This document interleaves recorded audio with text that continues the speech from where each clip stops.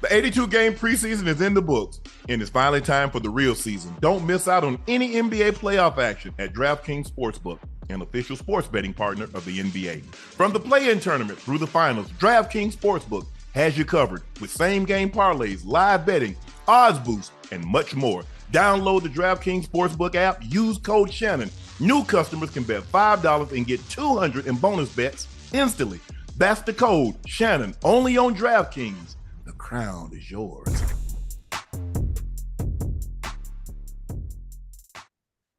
We have a game five. The Minnesota Timberwolves stave off elimination. Thank you for joining us for another episode of Nightcap. I am your favorite Unc, Shannon Sharpe. Please make sure you hit that like button. Please make sure you hit that subscribe button. He's your favorite number 85. He's a route runner extraordinaire. He's a bingo Ring of Fame honoree, a legend in Cincinnati. He's from Liberty City. He's a Pro Bowler. He's an All-Pro. He's Chad Ochocinco Rosado Johnson. Thank you guys for selling out Shea by Laportier. We're only taking pre-orders. Thank you for your patience as we clear up all backlog orders. Please go follow my social media company. My media company on all platforms, Shay Media, and my clothing company, 84, which I'm wearing the t-shirt tonight. The link to the Nightcap merch is pinned at the top of the chat. Quantities are limited and they're selling out fast. And to show you our appreciation, guys, we've created an additional 20% off. Use code UNC. That's an additional 20% off if you use the code UNC. The Nightcap merch is pinned at the top of the chat. Ocho, the Wolves beat the Mavs. Ant-Man almost at a triple-double. He had 29 points, 10 rebounds, 9 assists. The youngest player in NBA history to have one of those numbers in an elimination game. Cat was the difference in the ball game. Shot 9 of 13, 4 of 5 from the three-point line, 3 of 3 from the free throw line. Although he was in foul trouble the majority of the night and he did end up fouling out of the game, he gave them 25 big points. And I think he had like 20 or 22 in the second half. But they stave off elimination, force a game 5, and now they're going back to Minnesota trying to keep their playoff. Well, obviously, they don't have to try anything because I told you what was going to happen. They purposely allowed themselves to fall into a hole, and they're going to shock the world. I told you. Now, the difference in tonight's game, the difference in the first two games, first 3, this was game 4, game 3. This was game 4. The difference in the first 3 games was their big 2, Kyrie and Luka. The difference in tonight's game was goddamn Ant-Man and Cat. Cat, game 3, he was horrendous from 3. Cat tonight, from 3, was phenomenal. Ant-Man is going to show you why he's the face of the league. I had a lot of people laughing at me, making jokes. What makes you think he's the face of the league? They are 0-3 right now. He's going to show you. He's going to show you. My words never go wrong. And if I say the Wolves are going to win in 7, they're going to win in 7. Now watch. It's never been done before. You're witnessing history. I'm telling you right now, chat, you're witnessing history. I'm never wrong on stuff like this. I think the difference in tonight's game, Cat was aggressive early. He didn't shoot a 3 ball until late. And then he got the ball. He got started posting up. He started driving the basketball. And then he saw the ball start to go in. And when the ball started to go in, he gained more and more confidence. And he shot those. He wasn't forced. Hey, great swing passes. If you notice tonight, they ran the offense through Ant-Man. Ant-Man had 9 assists. He did a great job. Yeah, he had 6 turnovers, but you put him in a position that's normally Mike Conley's job. They switched the defensive assignments. They put Jaden McDaniels on Kyrie. They put Ant-Man on Luka.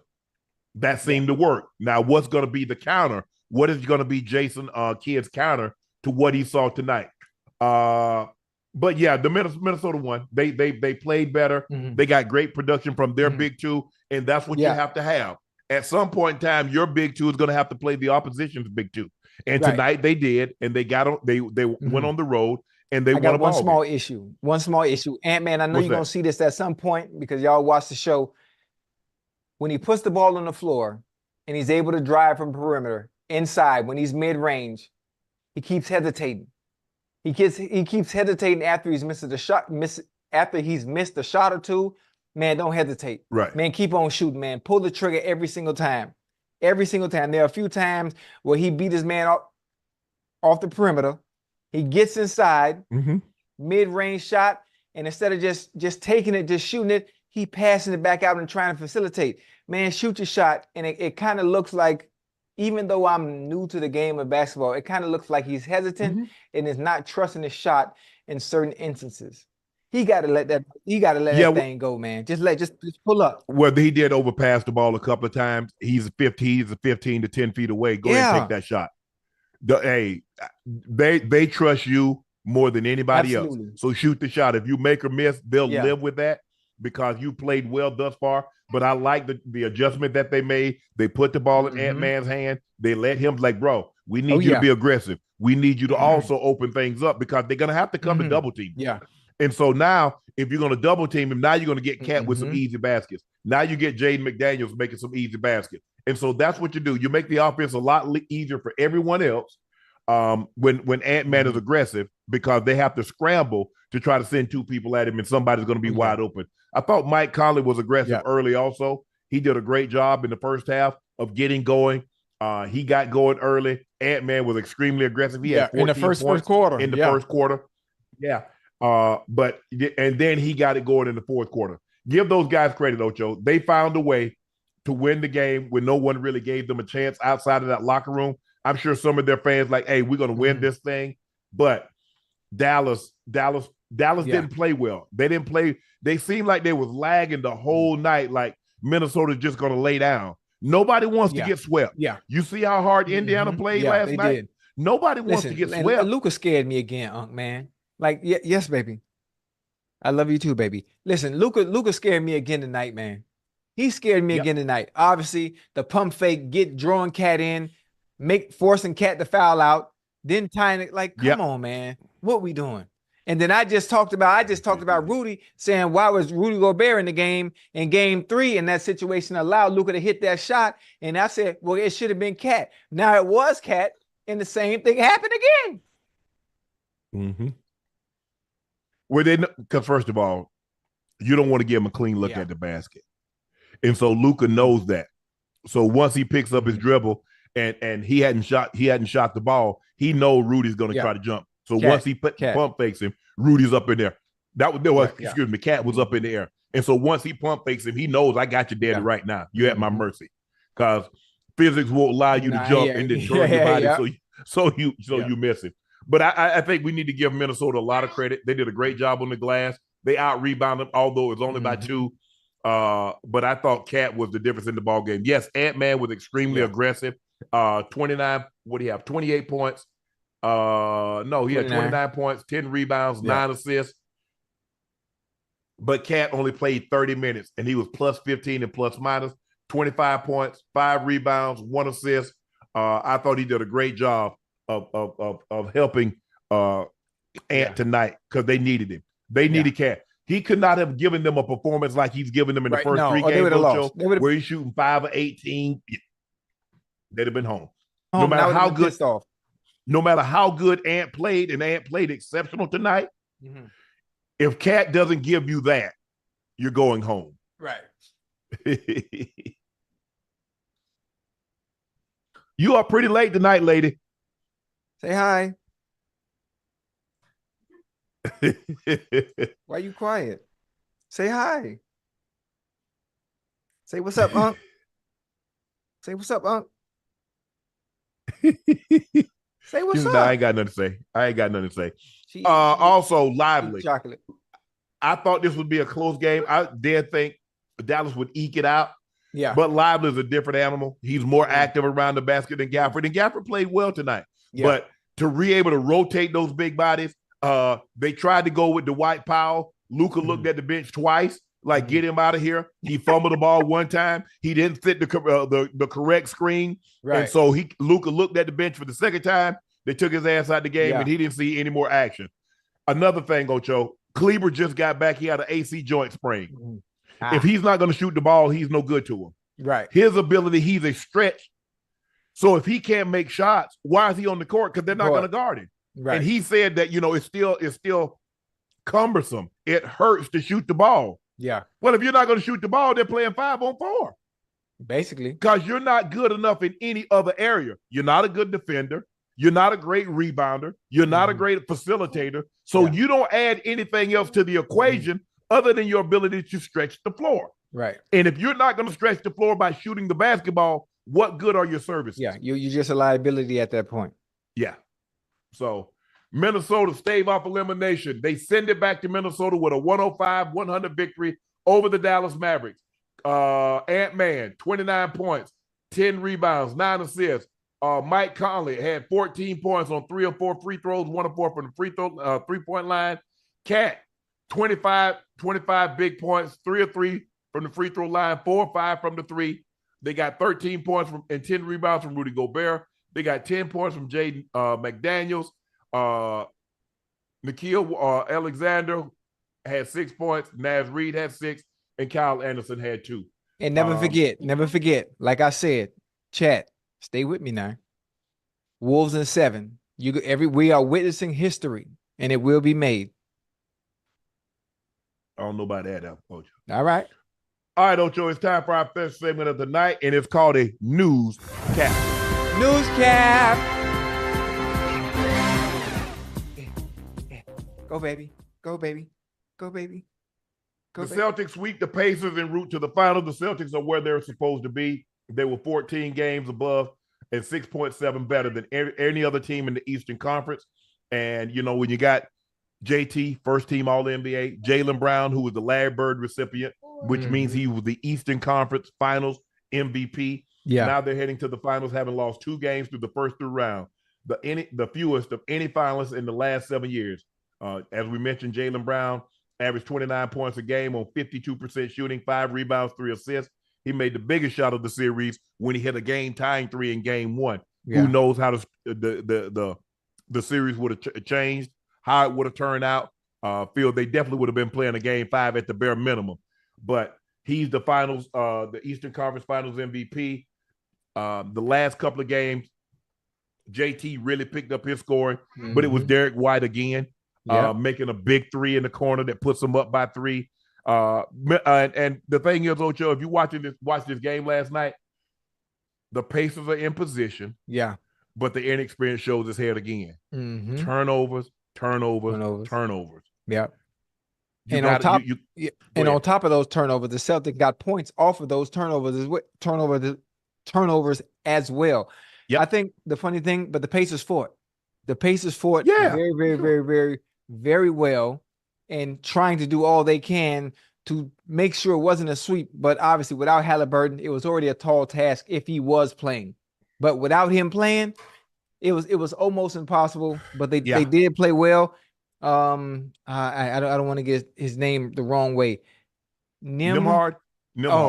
Hey boy, young Bull was balling. Yeah, he stepped up. Hey, young Bull left it all on the court last night. He left it all on the court last night. Yep. He played well. He played really well. They got a player. They got a player. Now we've seen him take big shots. That big shot that he hit against the Knicks. What was that, game 3? He hit a big shot a couple of years ago. I think he hit a big shot against the Lakers that beat them at the game was tied. Yeah. And or they were up 1. Lakers were up 1, and he ends up hitting a 3 and winning the game. So he's not afraid to take and make big shots. But I was very excited to see how well he played. He's a young player. Yeah, he had some unfortunate turnovers and some crucial situations, but he'll learn from that, and he'll be a better player for it. But I like the way he played, and this team. They're gonna be all right. They got to make it to being something special. They can be good. Now the East, everybody's gonna free agency is about to hit in the next month or so.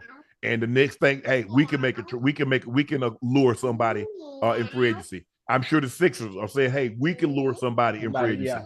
Miami's definitely, Pat Riley's always looking to lure someone to Miami to pair with Jimmy Butler and Bam. And so it's going to be very, very interesting to see how this thing shakes out.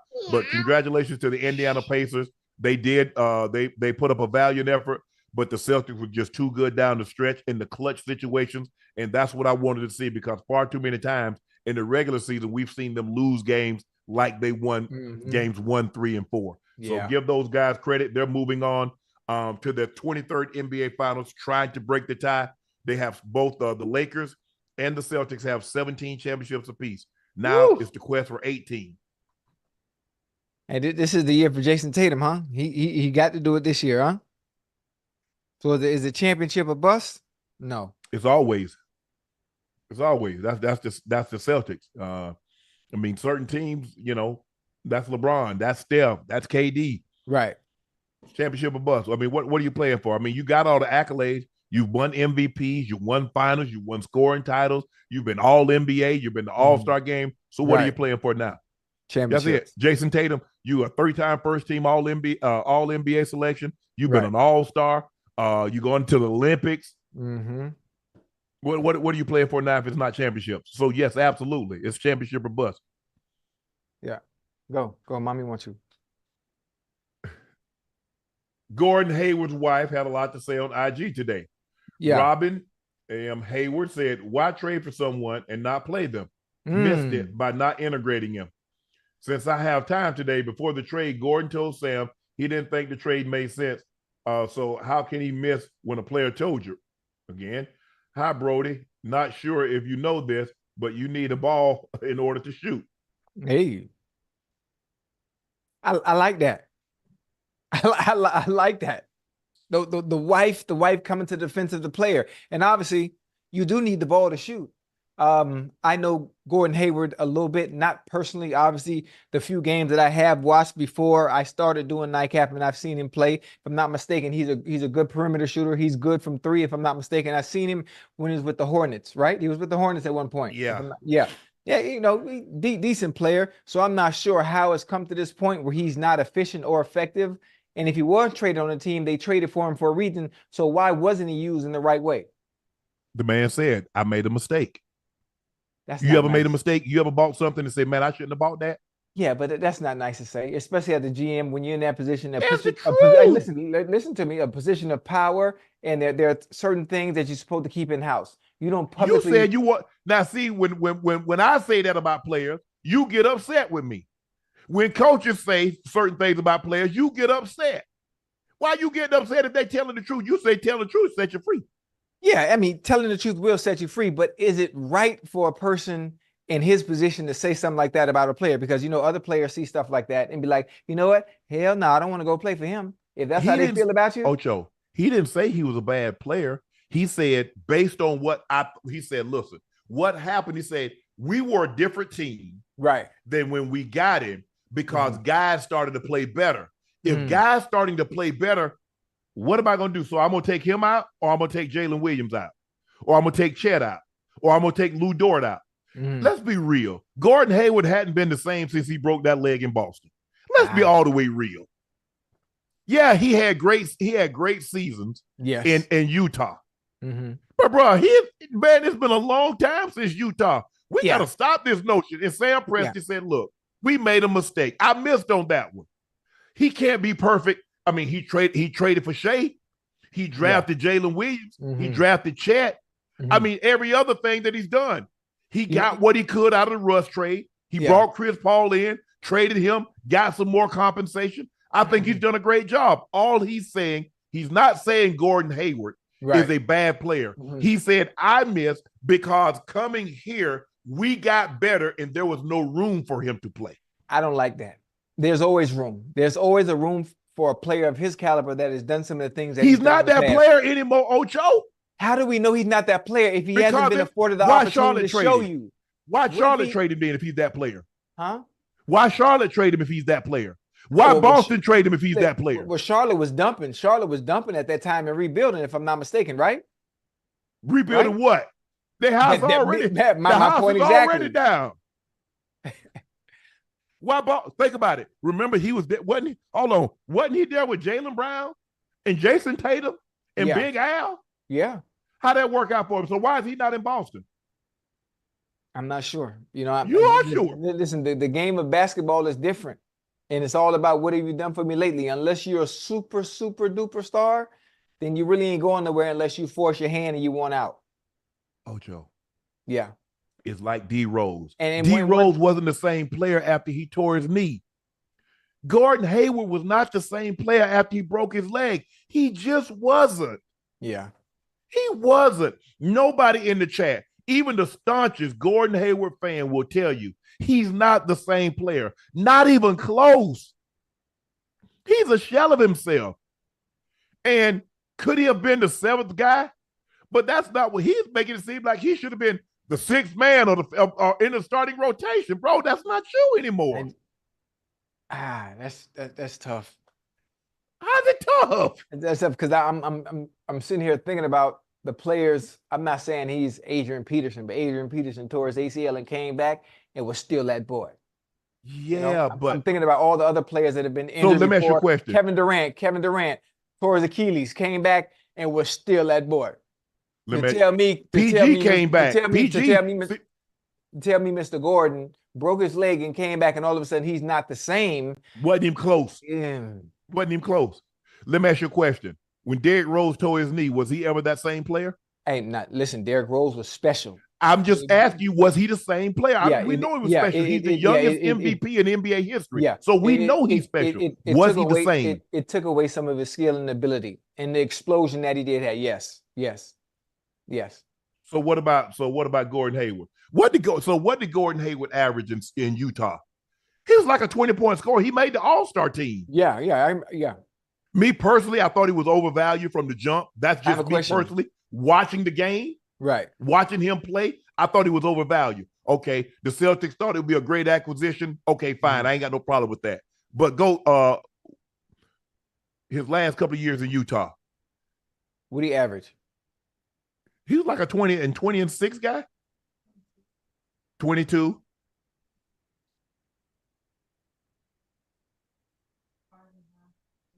Yeah, 22, 5 and 3. Okay, in Boston, what was his best year in Boston? Yeah, he made the All-Star team his last year in Utah. That's how he got that max contract.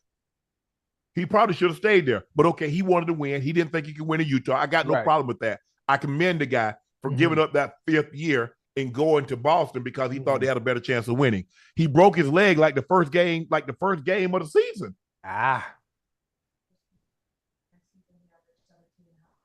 Next season, they averaged 17. He averaged 11, then 17. Went to Charlotte. Averaged 20. See? Okay, what do you have? See? The 15. Hey. Okay, after that 20 season in Charlotte, 15, 14, 9. Hello? Are we understanding why those numbers are decreasing? Because the playing time is decreasing as well. I don't think there's anything wrong with Gordon Hayward. I just think he's not getting the playing time that's needed to score the 20, to score the 19. That's all. And I know I'm right. I know I'm right because you just don't fall off a goddamn cliff simply because you broke your goddamn leg. Yeah, sometimes you're not the same player. I mean, it's not like he had great athleticism to begin with. Yeah, I'm assuming he's a perimeter shooter. Mid-range is good. I'm assuming he's nice from 3. If let's just say you're only a step better and you lose that step, then what happens, Ocho? Then if you have that weakness, what your team can do, they can run plays for you to free you up. That's what they do in the NBA. That's what they do in the NFL. When a certain player has weaknesses and he can't win on his own, you scheme him open. Same thing in basketball. And then when the season's over, what they do with that player? They move on. You know how when a player gets old and he's not giving you that same production, they ask you to take a pay cut first, right? Hey, bro. Hey, yeah, you know, we know you used to give us 13, 1400. Yeah. Can you give us $1,250 for a third of the salary? Nah, man, I can't put. Okay, well, then we're gonna have to release you. Yeah. Me personally, look, like I said, I watched Gordon Hayward. I know his game. He was an outstanding player. I didn't have him as a top 20 player, but he was a solid player. 22, 5 and 3 says that he's a solid player. Getting those numbers in the NBA, good. But he goes to Boston. I'm not so sure that was the best fit when you got JT and JB. I mean, that's a nice 3-headed monster for someone that's scoring 22 a game. But they all play basically the same guy. All of them are small forwards. So if he was a big and now you got JB and JT, you can slide either one. You can make those interchangeable. You can play them at the 3, the 4. You can slide one to the 2. Well, but they're really the same. Tell goddamn Mr. Hayward, come on down to Miami. We'll take him. We'll take him. We're the Spoelstra know what to do with you. Come on down here, Gordon Hayward. I know you're gonna see this. Come on down to Miami. We know what to do with you, boy. You hear me? Shit. We know how to use our players. Well, what you call them? Well, Pat could have traded for him. When At he the left trade Boston? deadline, like OKC traded for him. I mean, it depends on what we had at the time. He might not have been on our radar at the time, but now that this is coming out and the wife has to defend him because of an individual that comes out publicly and says he's made a mistake, no, you don't do that. Yeah, I'm surprised. Can you imagine? I'm surprised Sam Presti said that, Ocho. Yeah. I'm not going to disagree with you because that doesn't sound like him, but I'm sure probably in the exit interview, probably what you hear is that Gordon Hayward probably said some of the same things, that he wasn't excited about his time. He felt he should have got more minutes. Yeah. And, what happened if he had got more minutes? He would have scored more goddamn points, especially when you have the green light to shoot. Sometimes you go to certain places, you don't feel comfortable. You're walking on eggshells. And that's why not only the decrease in minutes, but the decrease in points from Utah to Boston, that is a reason why they went down. OKC, Charlotte. Mm-hmm. I just don't see anyone that was scoring 22, 6, and 5 just falling completely off a cliff because of an injury. But he's not that player that would warrant 35, 40 minutes. Okay. Okay. All right. I can't see what I'm argue saying? That. In order to score the amount of points that he's playing, he's probably playing 38 minutes where he's no longer that guy. So he can't give you that kind of production. So if you're not playing those kind of minutes, how can I give you the same, Ocho, how can I give you the same production if you don't give me the same number of targets? If you cut my targets in half, you're going to cut my production in half. Yeah. A running back gets 300 carries, he rushes for 1,500 yards. You give him 150, you still think he's going to get 1,500? It's not going to happen. Oh, you catch it for 1,400 yards. But I'm giving you 150 targets a season. Right. Well, Ocho, I'm only going to give you 100 targets. You ain't going up for that number. Because now 100 targets, that means you got to catch every ball and average 14, 15 yards to catch just to get to 14 to 1,500 yards. Which you don't, bro, you're going to lead the league. You're going to be top 3 if you average 15 yards to catch on that many catches. Right. So that's why I just, like I said, I'm surprised. I am surprised that Sam Presti, I made a mistake. Yeah, it's stuff like that you keep in house, man. Because I'm sure other GMs have made mistakes as well, whether it be MLB, whether it be NBA, whether it be NFL. They don't come out and publicly say, you know what, I made a mistake. How do you think it makes that individual feel that you made that mistake on? How do you think other players feel about coming to an organization where you feel, well, damn, if he can do that to Gordon Hayward, what the hell you think about me? They got a young team. They didn't want to mess up their chemistry. They had a great rotation going. If you look at those guys, that's still the youngest roster in the NBA. They made it to the second round. Their core players, Shea, Jalen Williams, Chet, Lou Dort, Isaiah Joe. They got some nice pieces. Josh Giddey. They got some nice pieces. Yeah. They need another big. And maybe another frontline player. Man, hey, Paul George, you interested in coming back? Okay. Put Paul George with Shea. Or go get an Andre Drummond that can take some minutes off Chet, that can battle with a Jokic, that can battle with some of the bigs down low. Yeah, for sure. I like it. But Mrs. Hayward was not happy with what Sam Presti said. And rightfully so. She voiced her opinion. She should cuss his ass out. Send a letter. Matter of fact, right goddamn, not David Stern. What's the young bull name that's the commissioner? Oh, you talking about Adam Silver? Yeah, right, Adam Silver. Shit. For what? Just this voicing your displeasure with the comments by a general manager, somebody at a position of power that at a seat that high shouldn't be making that kind of comment. Shit. Okay. God damn it. Yeah. So, is he a free agent? It's going to be interesting if he's a free agent. Yeah, come on down to Miami, Mr. Hayward. Come on down to Miami. We know what to do with you. Pat know what to do. Free agent. Okay, we're going to see how many takers he get. He a free agent. He gonna get some. Listen, it might not have worked at OKC. Sometimes process of elimination, relationship after relationship after relationship after relationship until you find the one that fit. And that's all it is. That's all it is until you find the one that fit. And right here in Miami, Gordon Hayward is a great place for you. Okay. Now, if you need help finding a place, I can help you. I got my real estate license. Come on. How much you think Gordon Hayward has made in his career? Let me see. If you said he was a max player, I'm not sure when he signed that max contract, but just off the top of my head, how many years has he been in the league? I mean, 10. No, he's been in the league longer than that, like 12. 12? Oh, yeah, he's been in the league 14 years. Okay, 14 years. He played the first game, and then he missed the entire season, so. Okay, I can tell you right now, he's probably earned, you tell me if I'm wrong or right, he's probably earned $227 million at this point. Tell me I'm wrong or right. You need to go higher. Oh, shit.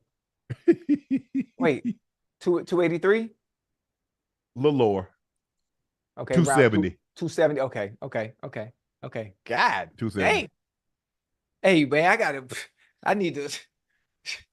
It's too late, Ocho. You should have thought about it. It ain't never too late. We should have thought about, see, all the things, like the baseball players, you see the money they making? Yeah. 500 million, 700 million. Yeah. It's too late, Ocho. Yeah. Ain't never too late. See, hey, look, while I'm still willing and able, and my upper and lower body extremities are still working, there's always a chance. There's always a chance. I can dream. I can be like the little engine that could. I just got to keep on pushing. Ocho, we should have thought about that. But playing baseball, bat costs money, glove costs money. Oh yeah. Traveling. What's called AA? What do you call it? Yeah. Traveling. AAU. Oh yeah, that costs money. Mm-hmm. Ain't how that. Yeah.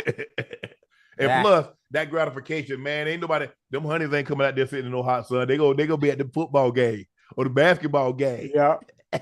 Get them dubs on them. Ocho, little Isaiah Thomas, has an AK pulled on him in his own city. Really tripping how these young kids are moving around. I really had a life-changing moment yesterday where a kid pulled an AK-47 out on me and the homies. And if it wasn't for who I was and him recognizing me in my own city, he probably would have ended all our lives. Be safe. Hey, they different out there. Listen, we talk about it or the older Isaiah Thomas. I'm talking about little Isaiah. I ain't talking about Zeke. I'm talking about Boston Celtics. Isaiah, you got to be careful, man. You got to be careful, even if it's your hometown. You got to understand where you are. The younger generation, there is no respect. There is no respect, regardless of who you are or what you've done, especially in the past. They don't see that. They don't see that, man. Now, the older cats who would probably know who you are and have a little bit more respect for you and what you've done in your community, in the NBA, knowing that that's where you're from, they show you a little bit more grace. Them younger cats, and you think about, somebody pulled an AKA, you already know that ain't number somebody young that has no idea. And don't care. AK-47, not an AKA. AK, my bad. AK-47. Just say chopper. Yeah, chop. Yeah, chopper. I don't really move like that, so I don't really know the abbreviations. My bad. Yeah. In his hometown of Tacoma, Washington. Yeah, it's sad. Them young boys, they different. They move different. Yeah. And listen, today everything is wild today. Everything is wild today. During our day, there was structure. There's certain things you couldn't do unless you got an okay or a green light. That's if you run in the streets like that. I'm not saying I'm part of the streets, but I had a great understanding of how it worked because it's where I grew up. Today, there ain't no goddamn order. They ain't no order. No. Everybody they running wild like the Wild Wild West. They run down on you in a minute. Oh, quick. It don't matter who you are. Nope. They make you get it up. So, yeah, man, it's different. Damn. It's a different time now. So, and wait, hold on. You said he was in his hometown, right? Yeah, Tacoma, Washington. And that's crazy, man. That's crazy. In the OTAs, the NFL Players Association is working to finalize a proposal to overhaul the offseason starting as soon as 2025, eliminating voluntary on-field workout in the spring and in favor of longer training camp ramp-up with players reporting in mid-June, early July. Basically, the idea would be rolling extended OTA-style ramp-up, strength and conditioning, non-padded work, etc. Straight into training camp without 6 weeks of break and de-escalation between. A major change. Do you like this, Ocho? Absolutely not. Don't change it up. Don't change it up. Because you got to understand what you're doing is also you're taking money out of people's pocket. Sometimes the players in their contracts, they have incentives to come to these voluntary workouts, you know. And why would you want to extend training camp? Why would you want to do that? Because I thought we were about protecting the players. We've long decided that it was about the money. So we've been decided what it was about. Yeah. But you can see where this thing is headed. So what we're gonna do is that we're gonna have this long rollout, one preseason game, and we're gonna hit the game running. We're gonna hit the field, we're gonna hit the ground, the field running. Yeah. So that's what you're building up to. Yeah. And maybe you still put that in your contract, Ocho. Okay. Maybe you still put that in your contract. Take the money from the all-season program and add it to the end season. Yeah. Okay. I mean, I never put that. I never had that in my contract, right? Because I wasn't gonna come. So unless you give me $500,000, I wasn't willing to for $50,000. I wasn't willing to stay in Denver. I want to do my own workout because I know I was going to push myself harder than what I was going to work out there. Right. And I was the only one that wasn't required to be an OTA in off-season conditioning. I was the only one in Mike Shanahan's career. I don't like it though. I don't like it though. I don't like taking away the preseason games for those that sign as free agents. For those that are coming out of college, they get an opportunity to make the team. I don't like it for those that are 3rd, 4th, 5th, and 6th round draft picks because they need that film. They need that film of those 3 or 4 preseason games that they do play in to get a chance, not only to make that squad, but to put themselves on tape as a resume for other teams that might need a body at that position. I don't like it. I don't like it because it takes away from them and their opportunity to get a chance to play in the NFL. Man, you know how I feel. I mean, I made it because we had 5 games. That's the only. If we'd have had 3, I wouldn't have made it. We'd have had 4. The conventional, I wouldn't have made it. It was the very last game in which I made it. So you already know how I feel. I was talking to the commissioner. He's like, "What do you think about the new rules?" I'm like, "Commissioner, I'll be honest with you. I ain't crazy about it. I understand why you guys are implementing because the kickoff, the concussion rate goes up exponentially. You're talking about probably extra 20, 30, 40% because the collisions are so great. You get 20 miles an hour running this way, 20 miles an hour running that way. And when they collide, something bad gonna happen. Every time. Eventually. Especially if you do that X amount of time. You score on a field goal, you score on a punt return or something like that. There are a lot of kick. He'd even punt. But I get it. I say for me, probably wouldn't have made it. Probably would have had to wait another year, probably spend some time on the practice squad for somebody to give me an opportunity. Hopefully I showed enough for the Broncos, but I just made it because of special teams. Made it because of kickoff. I was a wide receiver, and I would go down there and light somebody's ass up, and I didn't care. I throw caution to the way. I'm making this team. But think about that. You had 5 games to do it, and you were able to make it because of special teams. Now, imagine them eliminating the offseason program and then having training camp. And then how do these individuals make the team now? With nothing to put on film. 1 preseason game, that's not enough. That's not nearly enough opportunities for an individual to say, like, oh my goodness, look who this is standing out on film. Where you can make yourself, where you become more than just a number. You need those games, man. You need the time to put your resume together. And those 2-3 games during the preseason, it does wonders for players. And Ocho, I was still in school. So what a lot of guys were out of school, and so they were in the off-season program. Man, I'm trying to get my degree. Man, I wasn't dropping out of school. Hell no. I'm too close now. So I didn't end up getting there till June. And so the OTAs were ending like the second week of June. So I really only got 2 weeks of OTAs before I had to leave and go do my own thing and then come back. But back then, and they still do it now sometimes, Ocho. Yeah. We came in, the rookies and the first year players had to come in like 3 days before the vets got there. And so we padded it up, we hitting even before the actual training camp in which the vets arrived. Oh, yeah.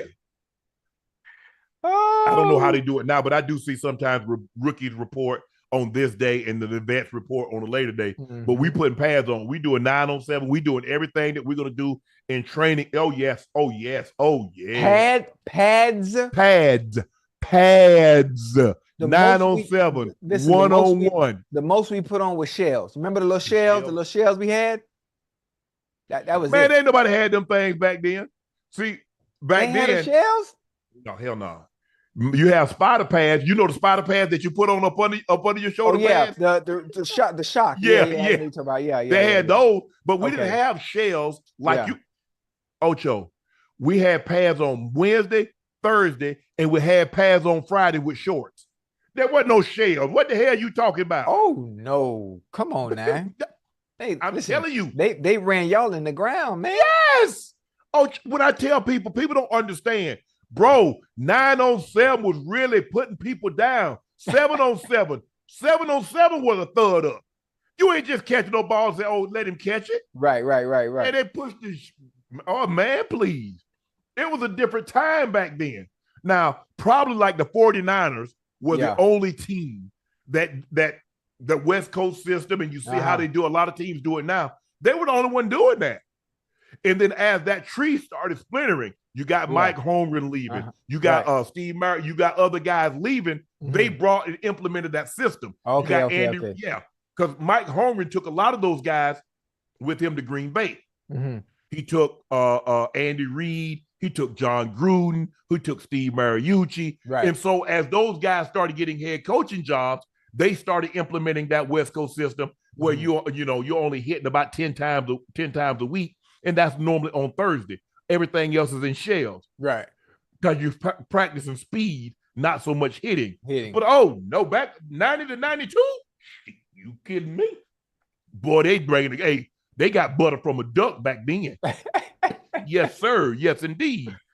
Oh, y'all better than me. Because I had a few times, I had a few times, and obviously I can say it now. Some of the times when we would have to have on pads on a Wednesday practice, I'd be out there in my shells because nobody was going to hit me anyway. But listen, I wore a size small shoulder pads anyway. I wore very small shoulder pads just so I could be light, but I put my shells on. Boy, in New England, boy, Belichick, you had to have thigh pads, knee pads. You know how in the locker room where the equipment room is, and they have the diagram on how you're supposed to dress. You got on every pad. The robot, it got on everything. That's how you got to go to practice in New England. Everybody, really? Everybody, or he'll send you in. Everybody, thigh pads, knee pads, shoulder pad, everything. He didn't play. Mike, the way we practice, Mike said, the way you play the game, that's how I want you to come to practice. Well, me, Ed, a lot of us, the DBs, ain't have no thigh pads, no knee pads, no hip pads. Yeah. So Mike says, that's the way you go in the game. Now, Dan Reeves like, okay, you ain't got to wear no thigh pads, but if you get a thigh bruise, it's going to cost you about $5,000. Ooh. You put him in quick. But see, your teammates got to be on your side, though. Your teammates got to be on your side and protecting you and saying, listen, we got pads on, but if we're going to do anything, let's stud it up. Yeah. Make sure you're in position to make the tackle as if it was a game simulated. Don't hit me for real. Don't hit me for real. I mean, but them thigh bruise, anything, they freak, Ocho. Sometimes you just, you go and y'all run together and his knee or a cleat hit you. Ooh. Hold on. Have you ever got a thigh bruise and it hardened up and stiffened up? And then they got to use that. Remember, is it called a Graston? How you call it? Yeah, I know that scraper. I know what you're talking about. And they got to scrape it to get it loose? Yeah. Oh, Yeah, that's yeah, I okay. know what But it's hey, like. for that pain, That shit hurt.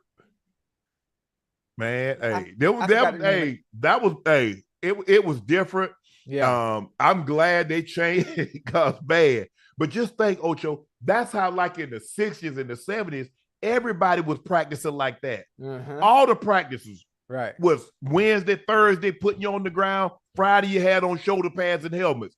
There was no shells. We Right. had on shoulder pads for the entire practice. Well, somebody should have said something back then. Said what? Whoever the leader of the Broncos was back then. Matter of fact, his name is John Elway. Elway should have said something. Man, listen, we don't need to be out here in Ocho, full but you have pads. to understand, We want to be fresh on Sunday. Quarterbacks normally wore their pads because they needed to get used to throwing Oh, their yeah, pads. yeah, For the yeah, most yeah. part, You're right. John always wore his pads. Yeah. Even at least for like a part of practice, and then he would take the pads off. Oh, they tell me take shoulder pads off. You had to tell me. You had to tell me, but what? Yeah. Woo, I'm gone. Man. Oh, but those were the days, Ocho. It was a different mentality play back then. That's what I'm saying. That's why you see these guys running across the middle and one-handed things and taking being selfies. all pretty, taking pictures. Hell no, you didn't do that back then. No, sir. Bad Mike Singletary.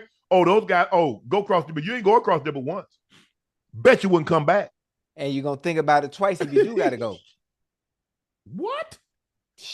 Boy. Next thing you know, you be looking through that, you looking through your ear hole. Yo. Somebody that killed him. Buffalo Bills ate more than $31 million to trade star wide receiver Stephon Diggs this offseason, a record for a non-quarterback. So why didn't the team wait until June 1st to deal Diggs, which have spread the financial impact between the seasons? General Manager Brandon Beane explained that Buffalo prepared to get that albatross of Diggs' contract off the books rather sooner than later. We decided to just go ahead and eat it out now. We think that we can compete and do what we need to do by eating it now, because if we didn't, we would have tried to come up with ways to split it up too many different ways. It's just like that albatross hanging around our necks.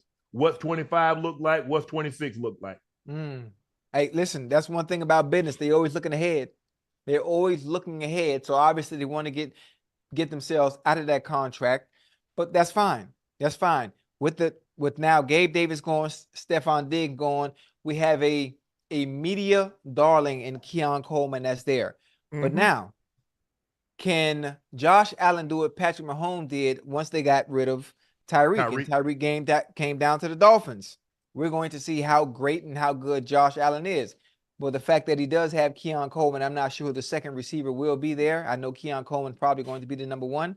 We're going to see how good you are, because now you have to make up for the production that's not there on the outside, because we don't know what Keon Coleman's going to be. He's probably going to be good, but now you have to make all the right decisions. You have to make all the right throws, because you're not going to have that 1,500-yard receiver that you can rely on 24/7 come hell or high water when it matters most.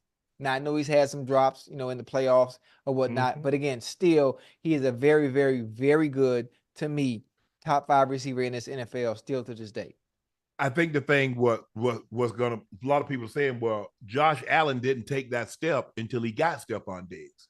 Oh, did you see the numbers? I mean, listen, the numbers don't lie. Once Diggs got there, oh boy, hey, listen, they were goddamn like Mark Anthony and J-Lo. They was like Tina Marie and Rick James. Very short-lived. That what you going with? Hey, but listen, while they was living, it was good. They were good. While they was living, it was good. Yes, it was. Yeah, it's going to be very interesting to see how this thing pans out. We've seen what Patrick Mahomes did without Tyreek, who we believe is the most dangerous, one of the top two. He's not going past 2. No matter who your receivers are, Tyreek Hill's not going out of the top 2 for me. Right. With that speed, with his big playability, his ability to run any route, is he the best route runner? No, but he has the most speed of anybody that's running route. So give me him, because he's the only guy that you throw him a 5-yard route and he can hit his head on the goalpost every time. He can take a 5-yard route and turn it into an 80-yard spectacular. Hey, the only person in the NFL, when you have to take an angle, you run towards the end zone to cut the angle off. You try to cut it, yeah. If we both at the 50, I'm trying to intercept him at the 10. I'm trying. Ocho, he running like this here. Yeah. I'm running like that. Yeah. I'm just trying to. Hey, if he stop and cut back, he got me. Oh yeah, he got but you. if he keep, hey, that's fun. That's funny, man. yeah, it's I like it though. Listen, I love Josh, man. The few times I've had the opportunity to meet him, I just like what he had with Diggs. I like what he had with Gabe Davis. The fact that they weren't able to get over the hump, it's unfortunate. But obviously, you're paying Josh Allen the type of money he is making. So, you know, sometimes some of the pieces around you are going to change, and it's up to you to be top 3 quarterback that we think you are, or you're paid such as you got to show up. You got to show up, whether you got rookies around you or not. You have to make all the right decisions, make all the right throws, and do what Patrick Mahomes has done consistently, year in and year out. Ocho, you know the thing is that like Buffalo, they go all in. They don't win it, and they got to break it down. Yeah. You see, they lose Poirier. They lose White, the corner. They lose other pieces. And you see my homeboy is like, you know what? Hey, I'm gonna take a little less. Not too much. I mean, he's probably taking 10 to $15 million per year less. Right. But he's like, you know, he's probably making $20 million off the field. Hello, how much he just got a check for? Didn't he just get a check the other day for like $30 million? Because I think they took a roster bonus. I meant to send that to you, Ash. I think he just got a check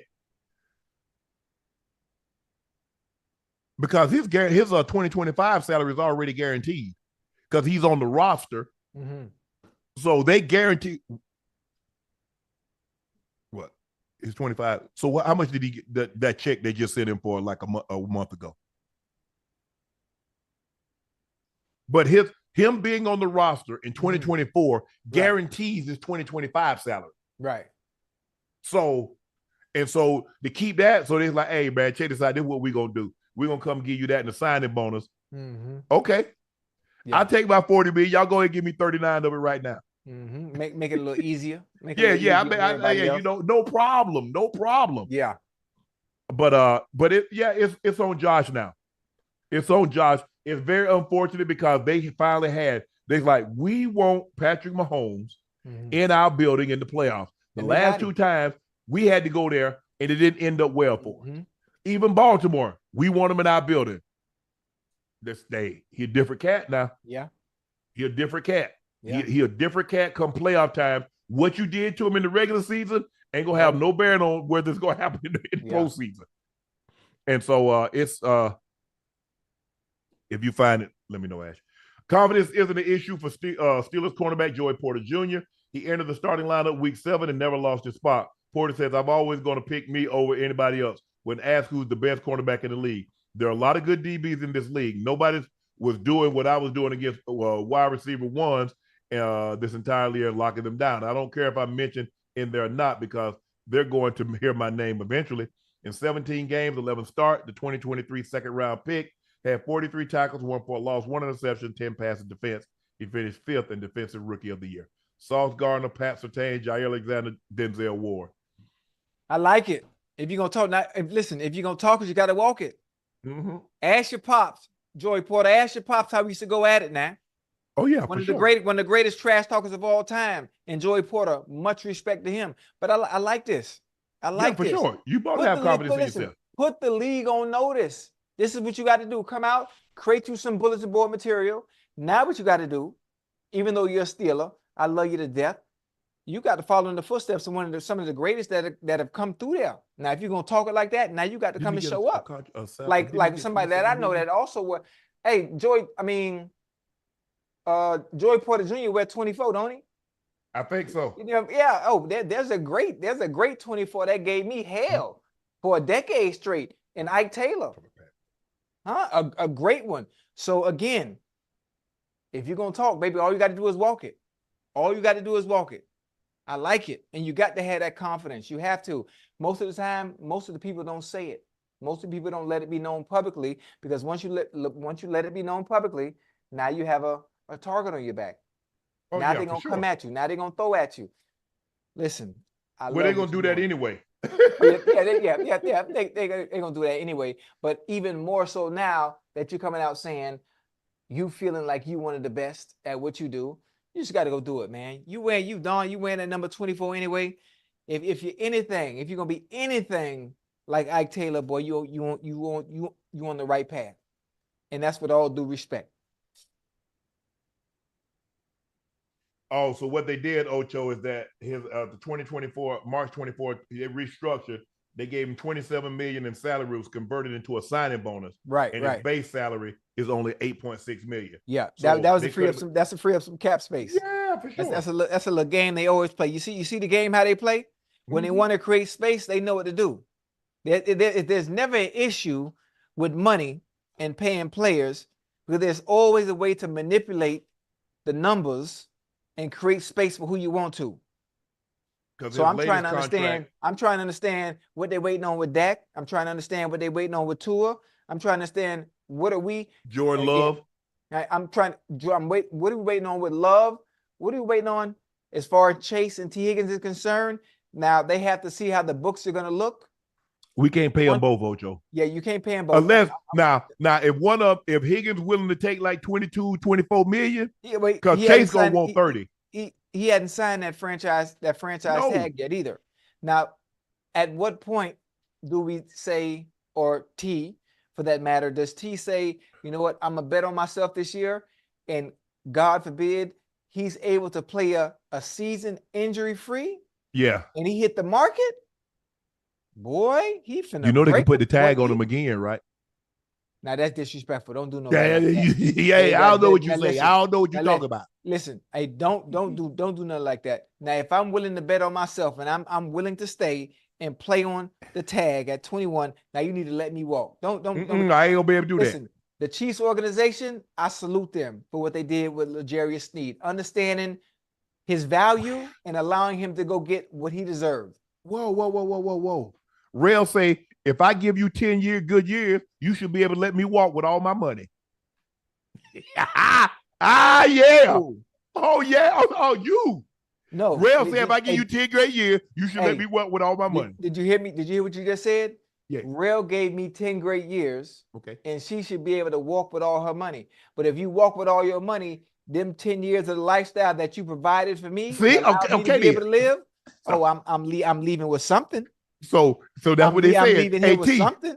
T, do it again. And then if they could be nasty, they could put 2 years of the franchise and then a year of the transition tag on it. Ooh. But listen, knowing Mr. Brown, knowing Katie, knowing Troy, they cheap. No, they not cheap. Now you cheap. They just stop it. Hey, don't do that. Now you know we spending. Now you better look at what we paid them. Our offensive lineman. Look what we paid Burrow. Cheap. Don't do that. We not cheap. That narrative needs to be gone and erased. It's still there. We spinning that bag. Are y'all still practicing on the interstate?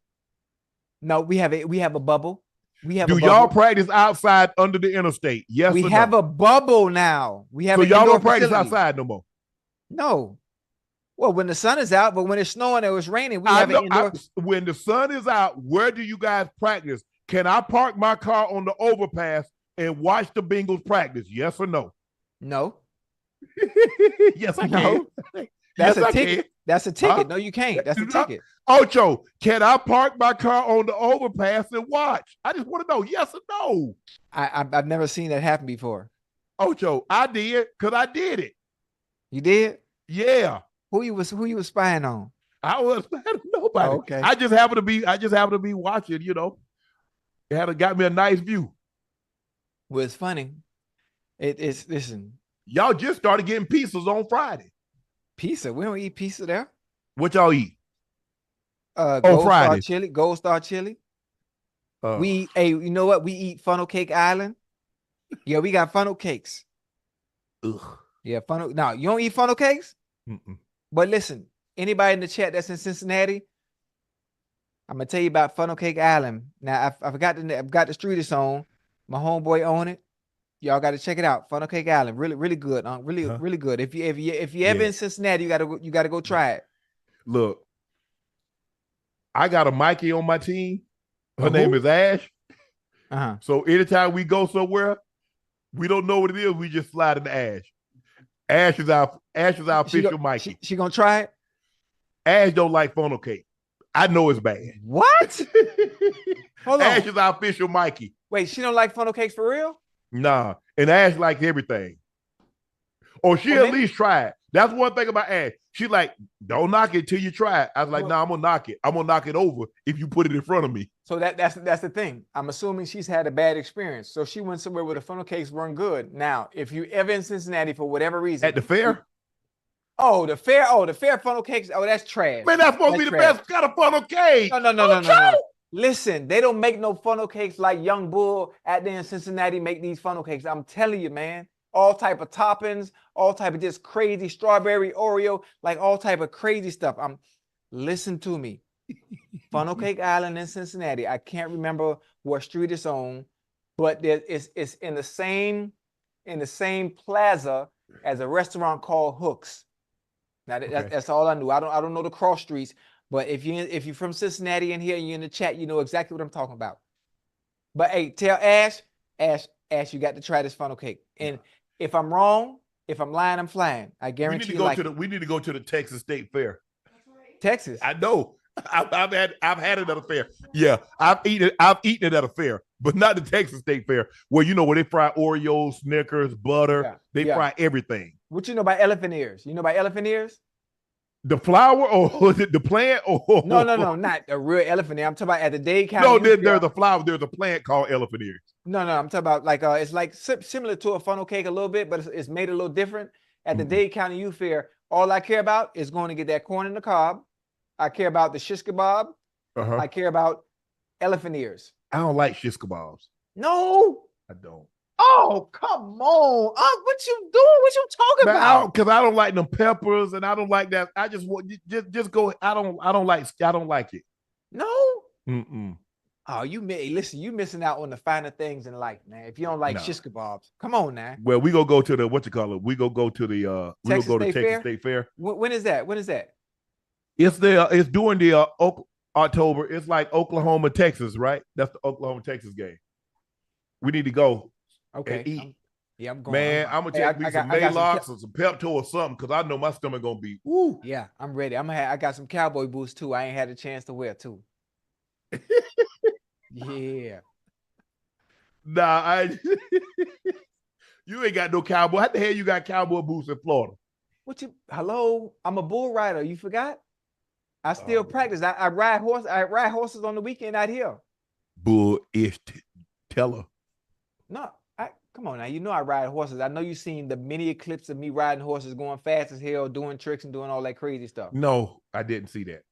Ash, can you please pull up videos for Unc of me riding horses? I am a professional bull rider and horse rider. You're not no professional, Ocho. Just because you do something once doesn't make you a professional. That's all it takes because I was on the professional circuit when I did it. Let me ask you a question. If you paint a picture, does that make you an artist? Who, me? Yeah. Yeah, because I get to set the value on how much it's worth. First of all, now, if I can get anybody to buy it, that makes me a professional. Shit. Hey, that's what everybody else do. Shoot. Okay. Check this out, Ocho. Speaking of Steelers, Deshaun Watson says the Brown Steelers is the biggest rivalry in sports. Deshaun sees one rivalry in the division among the top rivals in all sports. It's Brown Steelers. Cleveland, Pittsburgh for sure. It's even bigger than Cincinnati. It's not Baltimore. Baltimore's up there, but it ain't as real as Pittsburgh. In that division, it's Baltimore Steelers. Right, we know right. it is. Yeah. Normally, people are going to leave on stretches. Yeah. Somebody getting carried off the field, Ocho. Yeah. Oh, you go back and look at those hits that Ryan Clark and James Harrison. And Ray and Ed Reed and those guys. Hines Ward from a wide receiver position. Especially Hines. He's going to do it with a smile on his face, too. Yeah, man. I understand that the Packers and the Bears are older. Right. That's the first rivalry. I mean, it goes back to Acme Packers and the old Bears. So it goes back 100 years. But ain't not in pro football. Ain't nothing like Baltimore, Pittsburgh. Yeah.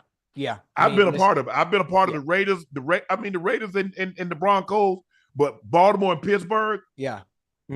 Hey, that's a war zone, boy, when they playing. And I'm talking about the early 2000s. early 2000s when I actually happened to be in the league, and they kept it going. I couldn't wait to watch those games if we weren't playing a 1 o'clock game and they were on. Boy, it's nothing but war. Yeah. Wartime. It was always like that. When they had Joey Porter and they had Gilden and they had Earl Holmes and they had what's the linebacker from Georgia? Kendrell Bell. Knock your head off. Would knock your head off. Woo, man. I remember. I'm gonna have to disagree with you on that one, Deshaun. I understand Cleveland, and Cleveland used to be a rivalry back in the day, and I'm sure it's still heated. But and when I think about it, Cleveland has been so bad. Yeah. During that time, I mean, would it really be considered a rivalry because Pittsburgh dominated during that time? Yeah. And like I said, Ocho, they've been playing a long time. Yeah, very long. This was before your time, like in the early 80s, used to call them the Cardiac. Yeah, I was there. I remember that. When they had Brian Sipe and they had Ozzie. They were really, Coy Baker. They had some good Clay Matthews Sr. They had some good players. They had Hanford Dixon and Frank Minifield. Oh, yeah. Now they had them corners. Hey, Frank Minifield and Hanford Dixon. Yeah. They right there. Mm-hmm. Hey, Ocho, ain't none of that scheme, ain't that disguising. They right there. Right there, yeah. Right there. Hey, I call that old Raiders defense. If you going into the week and you playing the Raiders, you get man to man, safety in the middle of the field, strong safety in the box. Yeah. That's it. That's why it's hard. You look at Larry Brown. Larry Brown was Super Bowl MVP. He goes to the Raiders and he cut in a year. He was in the bench. They play man all over the field. And you got to be able to run. I'm talking about you got to literally be able to run. Oh yeah. To play in that defense because they just play man. Yeah. Oh yeah. Oh, go back and look it up. People think I'm lying. Go back and look it up. Larry Brown, Super Bowl MVP. He go to the Raiders and look. They benched him in the year. He was gone. we cooked him. Everybody cooked him. It wasn't just us. Man, hey, flip that. They call the play, hey, flip it, run it left. Everybody wanted a piece of because he couldn't cover. Yeah. And then he didn't have that front line like he had in Dallas. Yeah. He didn't have the Charles Haley and Leon Lett and all those guys, Tony Tolbert. Yeah. And Russell Maryland, all those. Yeah, he didn't have that. You got a good D line. It can help you. It can help you hide a lot of things. Yeah. So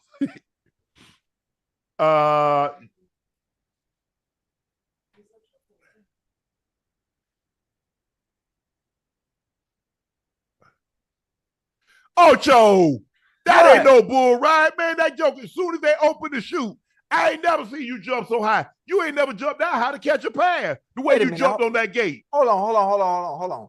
There are professional bull riders.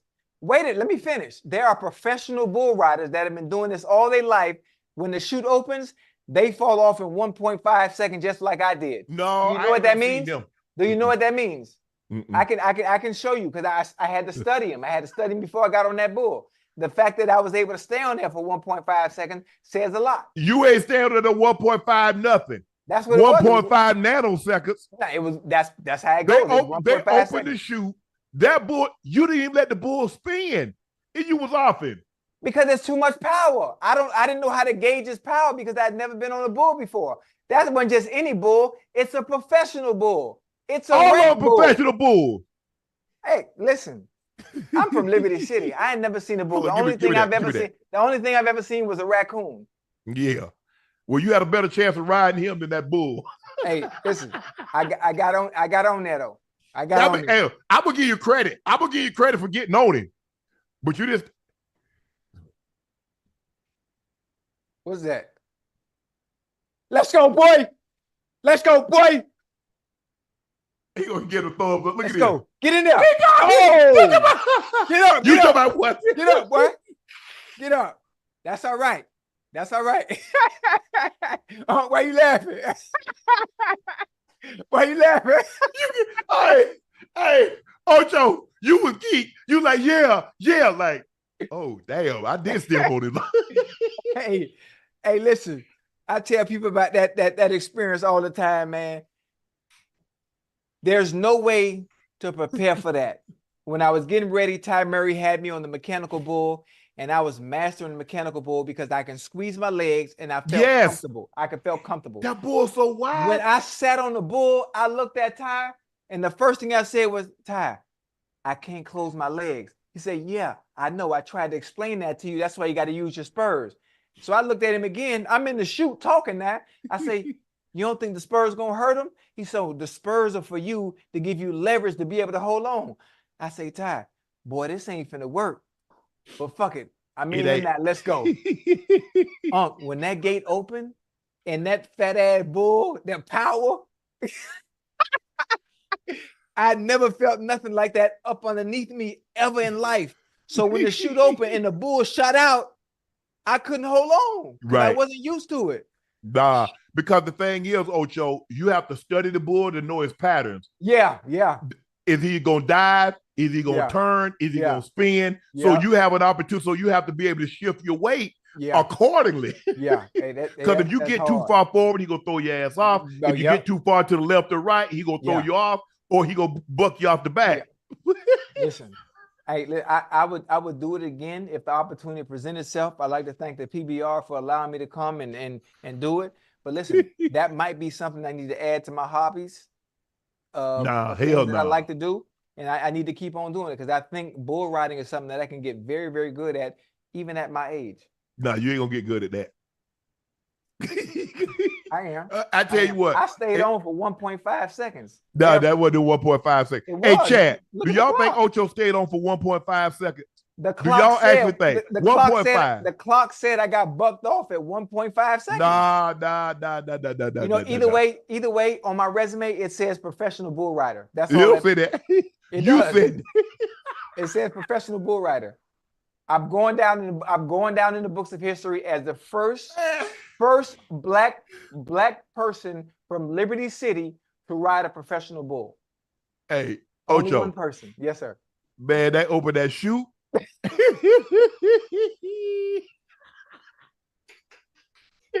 Hey, matter of fact, I'm gonna do it again. I'm gonna redo it. I'm gonna ask can you get on Cool Whip? Oh, hell no. Hell no. Oh no. Get Cool Whip. Absolutely not. Matter of fact, I get on Bushwhacker.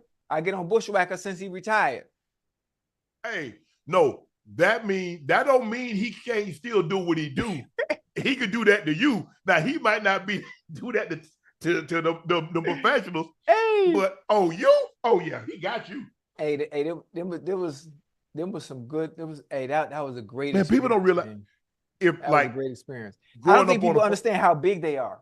Thank you. That's my point, Ocho. How big they are. Unless you grow up on a farm and you be around animals, you have no idea. It's like you see animals on TV, and then you see an animal, you see a lion in person. Yeah. Oh, and see how big it is? I'm like, oh my effing goodness. Hey, and you know what? You know what's funny? When I think about cats, people that have domestic cats, yes, your regular cats, and you see how quick and how fast and how they can jump and just their reflexes. Now imagine the size of cats, but also having the same reflexes as your cats at home. A house cat, a domesticated cat. Same reflex, but you never get to see it because obviously you don't live in the goddamn wild. And all you do is you get to see them on National Geographic. Right. Man, I don't want no parts. Hey, I'm telling you, man, I went to see before Siegfried and Roy show got canceled and Roy got mauled by Montagor, is that I got tickets. I got my family tickets to go see the show, Siegfried and Roy at the Mirage. And when you sit down, anybody that's been to the show, they bring the cats right down the aisle.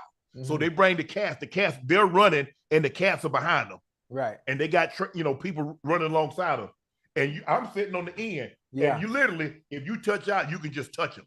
Right. Man, that joker head, the lion head is this big. Big, yeah. I don't want no part of that. I said, all of them white. Yeah. I said, oh my goodness. Huge. I said, I'm good. They are huge. And growing up on the farm and seeing bulls. Yeah. And seeing hogs, like my grandfather had hogs, but Miss Albert Ron lived to the left of us. Sammy Kirtland lived on the right of us. All of those, they had Charlaies and Sandy Gertrude, which is a red cow, white face. And some Herefords, but mainly Sandy Gertrudis and a Charlais. They big yellow cow. Bodacious was a Chambray, which was a Charlais and a Brahman mixed. Right. Man, to see those things up close. And now obviously I'm a little kid, so they're even bigger. But even as I got to be, as a teenager, and I'm 17, 18, 19, and seeing them, I'm like, God. And like I said, I follow bull right. I'm like, I'm trying to figure out how they stay on him for 8 seconds. Yeah, I have no idea. I have no clue. Please. I have no clue. Listen, your core got to be on point. Everything else in your body has to be working in unison. Yep. You got to know what the bull is going to do. I'm sure there's study, like how we study plays. Not Sammy, Santa Gertrude. Oh, hey, that's crazy. Now you got me excited. I want to do it again. I need to update my resume. You want to see it again? Okay, there you go. Yeah, let me see it again. Let's go, boy. Let's go. Yeah. Oh, get up. Get him, bull. Get him. And he was coming to get me. He would come to get me. Hey, that's good shit, Joe. That's good shit. Hey, first dude out of Liberty City, man. First dude out the hood to get on the bull. Last dude out of Liberty City too. Huh? You gonna probably be the last dude out of Liberty City to get on the bull too. That's all right. I like that. That was live. Yeah, you did good though, Ocho. Not me. Not me. Me and my brother, cuz we used to jump on the back of pigs' back. And hell, when they threw you, and you wasn't that high up, it hurt. Hell no. Man, that Joker buck, you probably about 10 feet up in there coming down. Oh no. Matter of fact, you know what? I'm gonna talk to the PBR, and it's gonna be dope. We're gonna do a show. We're gonna do a nightcap show from a PBR event from somewhere. And matter of fact, if you move into Vegas, I'm gonna ride the bull in Vegas when they do the Vegas show, and it would be perfect. Oh, that's the Nationals. That's the what you call them. That's the Nationals. Bingo. When PBR, I know y'all gonna see this. So the people, if you see this, set me up on a bull. We're gonna do nightcap from Vegas, whatever arena. It's probably maybe a T-Mobile Arena. I'm getting back on the bull again. No, I'm gonna have you. What we gonna do? We gonna have a thing. You're gonna catch chickens. You're gonna do what I did as a kid. You're gonna catch chickens. That's boring. I need something challenging. I need a life or death experience. I'm gonna see if you can go 30. If you can catch those chickens for how many chickens you can catch in 30 minutes. 30 minutes? Probably about 10,000, somewhere around that. Yeah. Listen, I'm too quick, man. I get inside that hen house. You turn the lights off. That light. Matter of fact, I'm grabbing six. Six in each hand. No, you don't need but 3 with each hand. I know. You said in 30 minutes. I want to show you I can get 10,000 chickens in 30 minutes. You ain't holding 6. Even with the chicken leg, you ain't holding 6 in one hand. All right. The most you'll probably be able to get was 4. Now, man, listen. You know I wear a triple X. See how big my hands are? No, you. I wore 3X glove. Look how big my hands are. Look. Cover my whole face. I wore double X. I think my hands might be a little. My hands are thick. I got big, but they're thick. Yeah, my hand way bigger than yours, boy. Yeah, my hands like Kawhi Leonard, like that. Yeah, that's how I know I can grab. Hey, he'd have been great. He'd have been great at catching chicken. Oh yeah. See, I'm ready. Ocho, check this out. Jason Kelsey's wife, Kylie, confronts Rude fan after fan harassed her and Jason for a picture as they tried to enjoy date night on Memorial Day weekend. A clip shows a woman shouting at Kylie, "I don't give a who you are. You'll never be allowed in this town again." Kylie can be heard saying, "I can smell the alcohol in your breath. You're embarrassing yourself." Jason can be seen taking a back seat as Kylie shuts down the drunk fan. We got that clip. We don't have the clip. Play that thing. Let me hear it. There it is right there. I can't hear her talking. We don't have sound. Oh, no sound. There we go. Jason's wife's name is Kylie? Kylie. Yeah, Kylie don't play that. Kylie don't play it. You know, Jason is in a position where he really can't say anything. That's why he let wife handle that wife. He let wife handle that wife. Yeah. She don't play that. But see, we've got Ocho, we've gotten to the point now where people act like a celebrity or sports figure or entertainer can't say no to taking a picture and signing an autograph. Right. We've convinced you asked for this. This is what you get paid for. Come on. Right. They're on a date night. It says we're on a date night. Yeah. And then this is the way you behave. Now, alcohol clearly was a factor because Kylie can be said, I can smell the alcohol in your breath. But look, whomever the case may be, if they sign it, be gracious, say thank you, really appreciate that. But if they don't, because you don't know, you automatically assume that everybody is having a great day. And that's the mistake I think a lot of people make, is that everybody's day is going pristine. They might have had a disagreement with the significant other. Something might be going on with the mom or dad or a family member. You just don't know. But it's okay if a celebrity says, no, I don't want to take a picture or I don't want to take a sign an autograph. It's okay to be told no. But we got to the point now, I watch your movies or this or that you got that you feel cornered, that you have to say yes. And then if you don't, you're a jerk. You're not going to be allowed in the city again. Like she actually owned the city. Right. I mean, listen, I think I understand as a fan, I understand where she's coming from, because the chances of seeing Mr. Kelsey again will slim to none. And this is one opportunity that you do have, due to alcohol being the factor, is I think why she went off like that. So Miss Kylie had to address it and stand on business about defending not just her, but her man as well, and them not wanting to take a picture while they're on a date night. Totally understand it.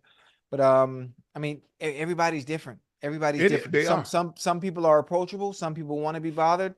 Some don't, especially when it comes to celebrities or public figures. It's just all on who it is. It is. I mean, Ocho, that's why, like, when I went to the Pro Bowl, I really didn't get anything signed.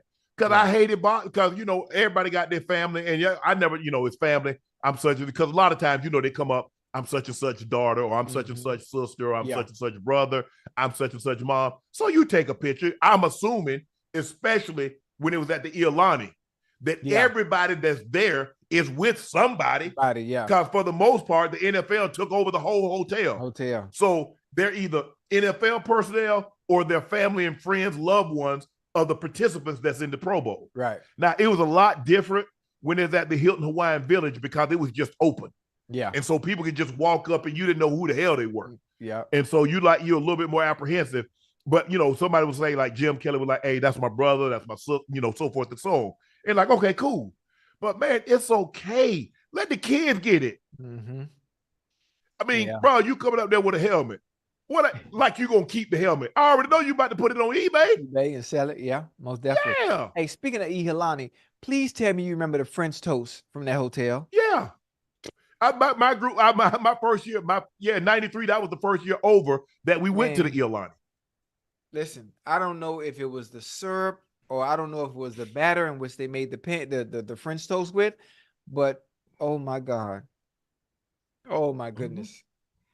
That French toast, listen, till this day, I have never forgot. There's another place, if anybody's in the chat that's from Canada or specifically Montreal, there's a restaurant where I ate breakfast when I had the opportunity to play for the Montreal Alouettes that one year. I ate breakfast at this place all the time called La Avenue. I ain't never had no French toast like that. I don't know if it was the syrup again or if it was the batter that they made the syrup with, but the Iolani, La Avenue in Montreal, dog, the fucking French toast, to this day, it's been almost a decade, still the best I've ever had. Still. Well, the best French toast I've ever had is at Boulevard at the Beverly Wilshire. Boulevard? Yeah, on here in LA. That's the best French toast I've had. It's where they'll film the Richard Gere. Pretty Woman. Pretty Woman. That's where they filmed Pretty Woman at the Beverly Wilshire. The French toast there. That's the only thing I order. Yeah. French toast, 2 eggs over medium, and bacon. They also have a croissant. That's great. Yeah. That's really, really good. But okay, Ocho. Yo. Wham. We back to your favorite. Spell-o-Cinco. Y'all know what it is. Oh. It's Spell-o-Cinco. Go Hey, get the chat. hat. You need the hat. I got you. Let me get the hat. Let me get the hat.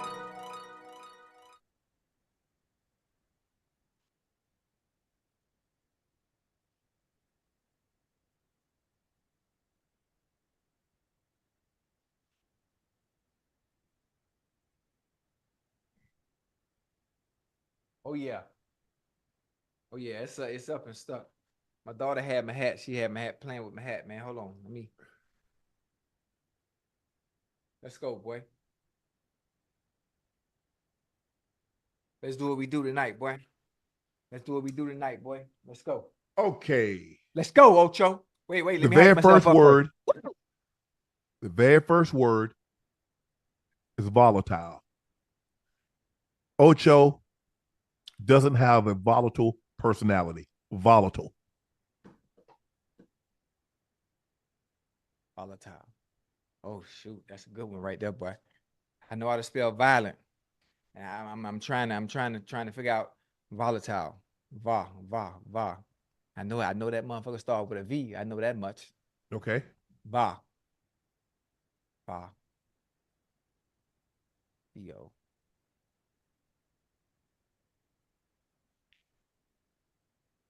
Volatile. Tile. I know I'm finna be wrong, but I'm finna wing it. I'm finna Go wing ahead. it. VO. Mm-hmm. LI. Mm-hmm. TILE. Close. VOLATILE.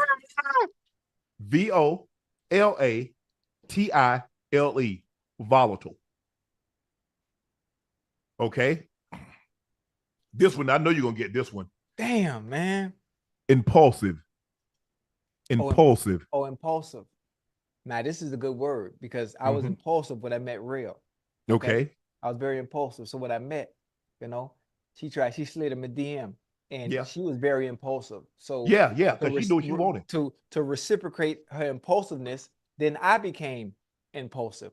Okay. I-M PULSIVE, impulsive.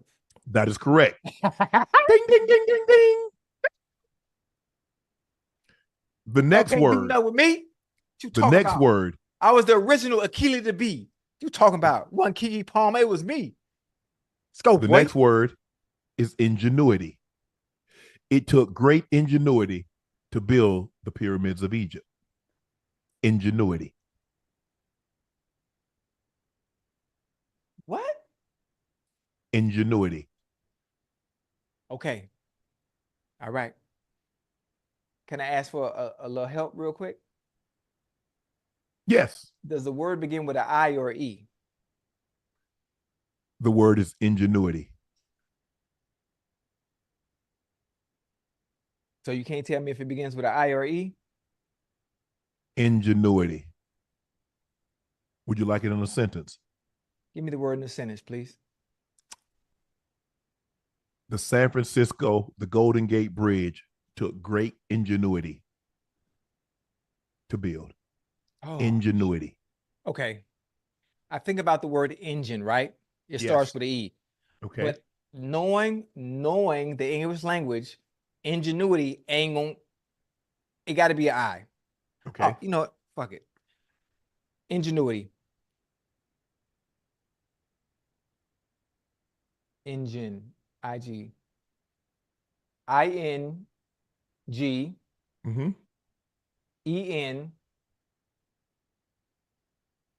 UITY. Ayyyy. Ingenuity. Correct.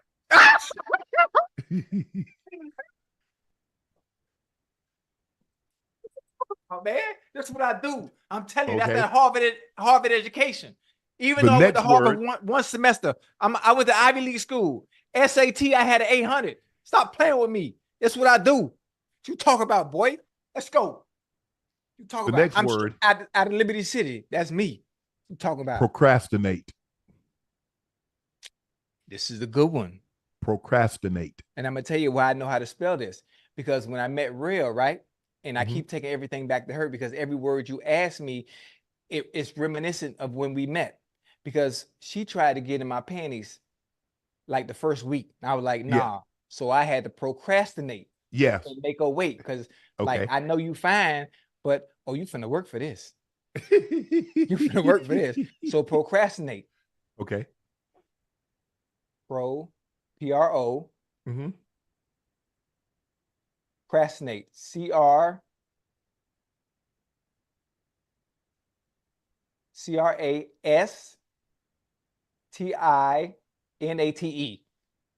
Correct. Baby, where you at? Boy, your boy on one tonight. What you talk about, boy? The last word. Huh? The last word. Come on now, talk to me now. And whatever it is, chat, this is for y'all. Chat, I'm finna get it right because I love y'all. Huh? Ivy League education, boy. Ivy League education from Liberty City to Harvard. Taciturn. Tax return? Oh, that's easy. TAXINRETURN. Tax return. Taciturn. Let's go. I got it right. Tax return. Huh? Oh. Taciturn. Wait, what? I thought you said tax return. Taciturn.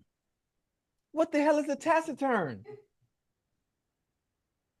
Why you trying to stump me? It is at this time, I'm taciturn. Taciturn? Yes. Okay, use it in a sentence so I get a better understanding on what it means. At this point in time, I'm taciturn. At this point in time, I'm taciturn. Taciturn. Taciturn. Taciturn.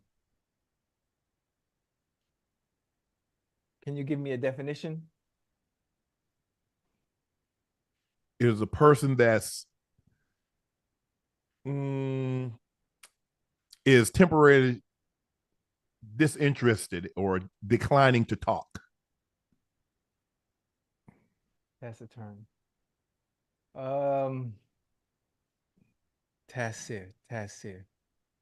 All right, I'm gonna just wing it. TASITURN. TUSITURN. Taciturn. Taciturn. TACITURN. So I spelled it right. No. Yes, I did. No. I said TACI. There's no S in there. I didn't say S. I said C. No. What? Ask the chat. I said C. I said TACI.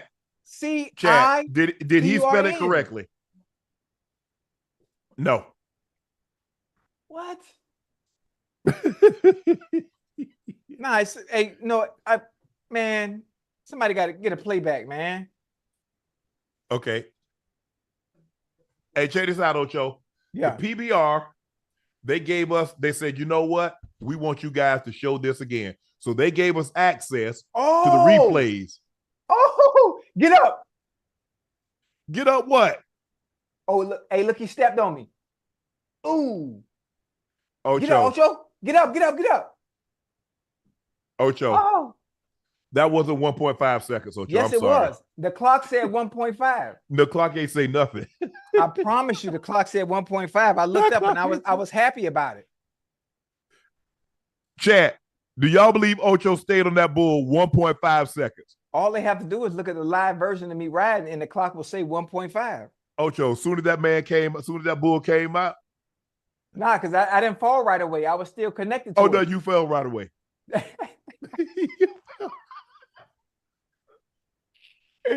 Oh. All right, Ocho, it's time for your revenge now. Now it's time for Dunk on Us. Here we go. All right. Oh, this is a good one right here. Chat, we got Dunk on Unc, chat. I went 3 for 5. I went 4 for 5, my bad. We're going to win tonight. What year did Roger Goodell become the NFL commissioner? What year did Roger Goodell become the NFL commissioner? Yeah.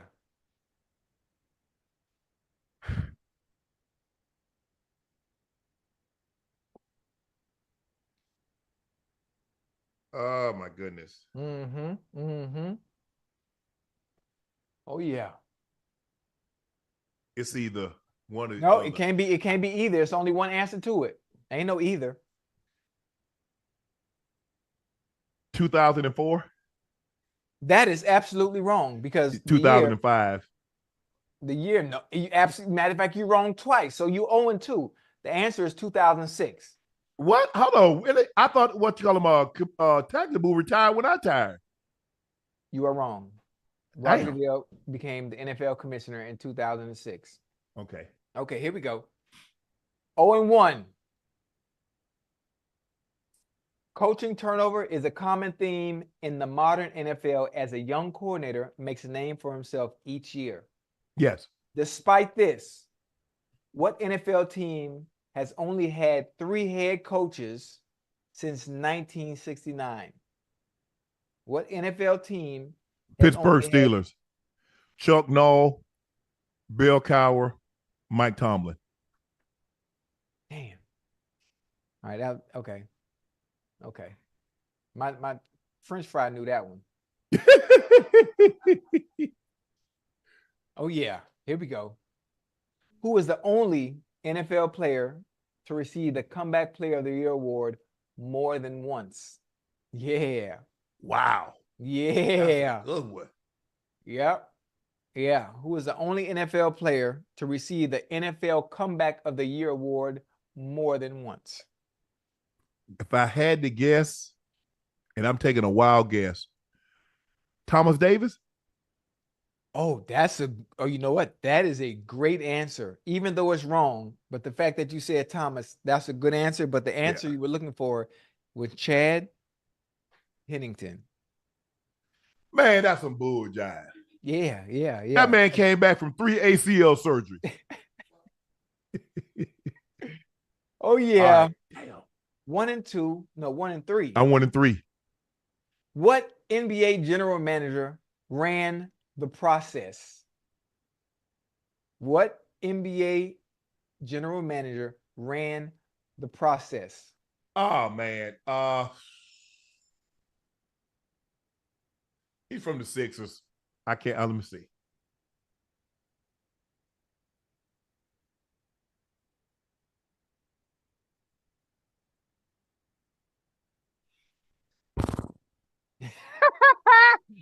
Come on, 1-4.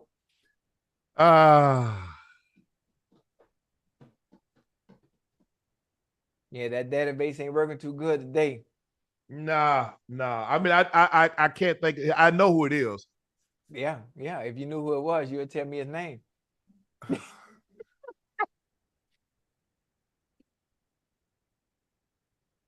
And it looked like I'm gonna win tonight. That's all that matters. Yeah, you might get me tonight. Yeah, I'm gonna win tonight. I'm gonna take this on my flight in the morning, my little Spirit Airline flight to Cincinnati. Proud.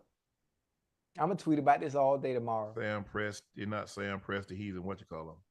I don't know. Sam Geek, I don't know. No. You said I don't know. You said I don't know. No, hold on. No, you ain't gonna do that. No, don't do me like that, Ocho. No, you can't do that. You can't do that. You can't do that. Hey, chat, he cheating, chat. He cheating. Hold on. Don't say Ocho. You said I don't know. And I threw out a name. No, you was looking down. You was looking down at something. You were looking down too long. Nah. Oh my goodness. Hell Ocho, don't do that. You was looking down too long. Ocho, I just threw out a name. Is it right? No, you looked down. You was looking down. Ocho, you saw me looking at you, Ocho. Nah. You was looking down. Goodness, the chat can attest to this. You were looking down. You were looking down for a little bit, and then all of a sudden you said, "I don't know," and you threw out Sam Henneke. So it's that Sam Hinkie. Hinkie, whoever. You cheated. 2 for 4. This the money one right here, Ocho. You cheated. I'm gonna tie it up. You ain't finna tweet out nothing tomorrow. Anyway, here we go. After that cheat, who is the oldest player in the NBA to win an MVP? Hold on. Go ahead. Say that again. Who is the oldest player in the NBA to ever win an MVP? Regular season or postseason?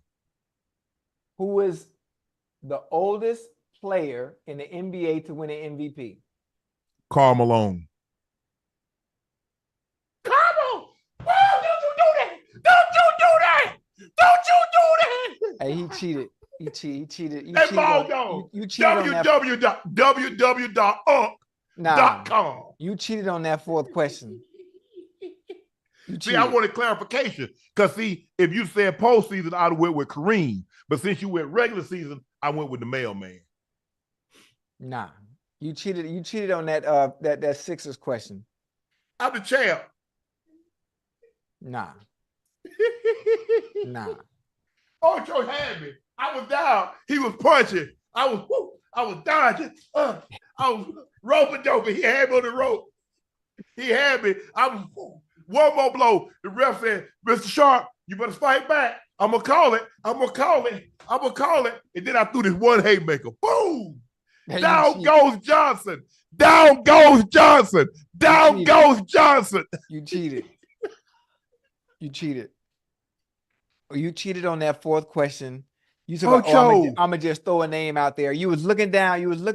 At something. I just said I'm gonna throw a name. It could have been wrong. Nah. You looked down for like 5 minutes. Let me ask you a question. And when you looked up, what if I threw out a name and it'd been wrong? Huh? See, I had a feeling I was right because you paused. It almost like your computer glitch when I get one right. Hey, the chat know you cheated on that one, man. Hey, Ocho, I done won the majority of. I done been 5-0. I done gone 5-0. You started asking me questions back to 1800s football. You won't even give me no modern stuff. All right, it's time for Q&A. Somebody just said I was up like the Warriors and Cavs. All right, Ocho. Take down Mag said, they're saying the Mavs lost because Cowboy players were in attendance rooting for them.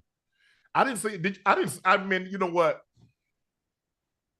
I was watching the game, but Ash was in here harassing me, annoying me. So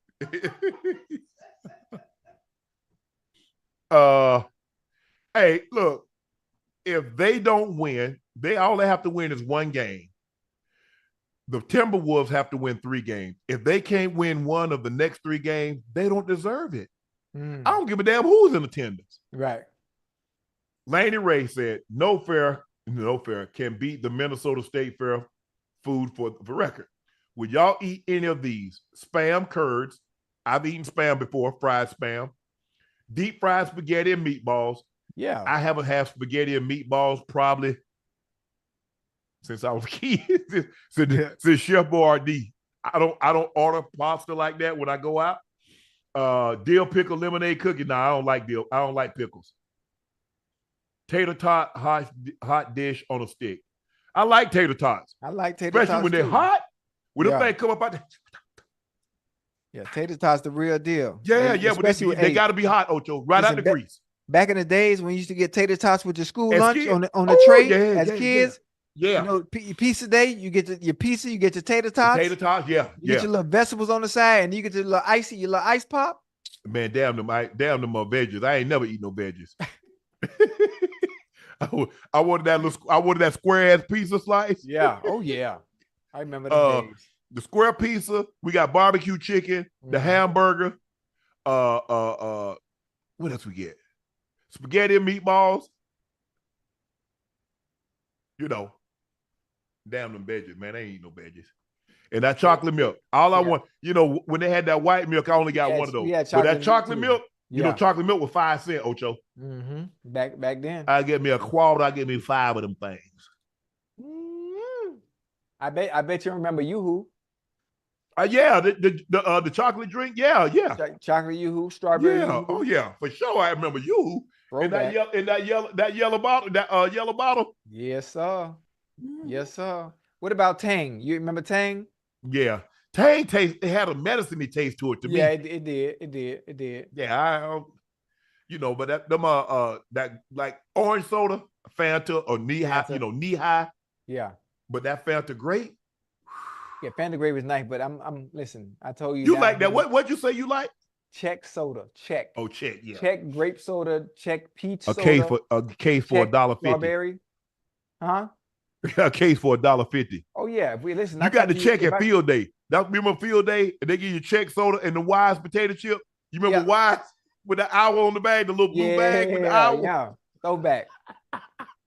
Throwback. Man, I'm the field day champ, Ocho. Did y'all have field day? Yeah, we had field day back then, man. Hell yeah. I bet I got so many blue ribbons, softball throw, the croaker sack race. Oh, man, please. Yeah, hey, the croaker sack race was the real deal. Hey, man, Coach Follow said that boy got jackass to him. I was copying. I was gone, though.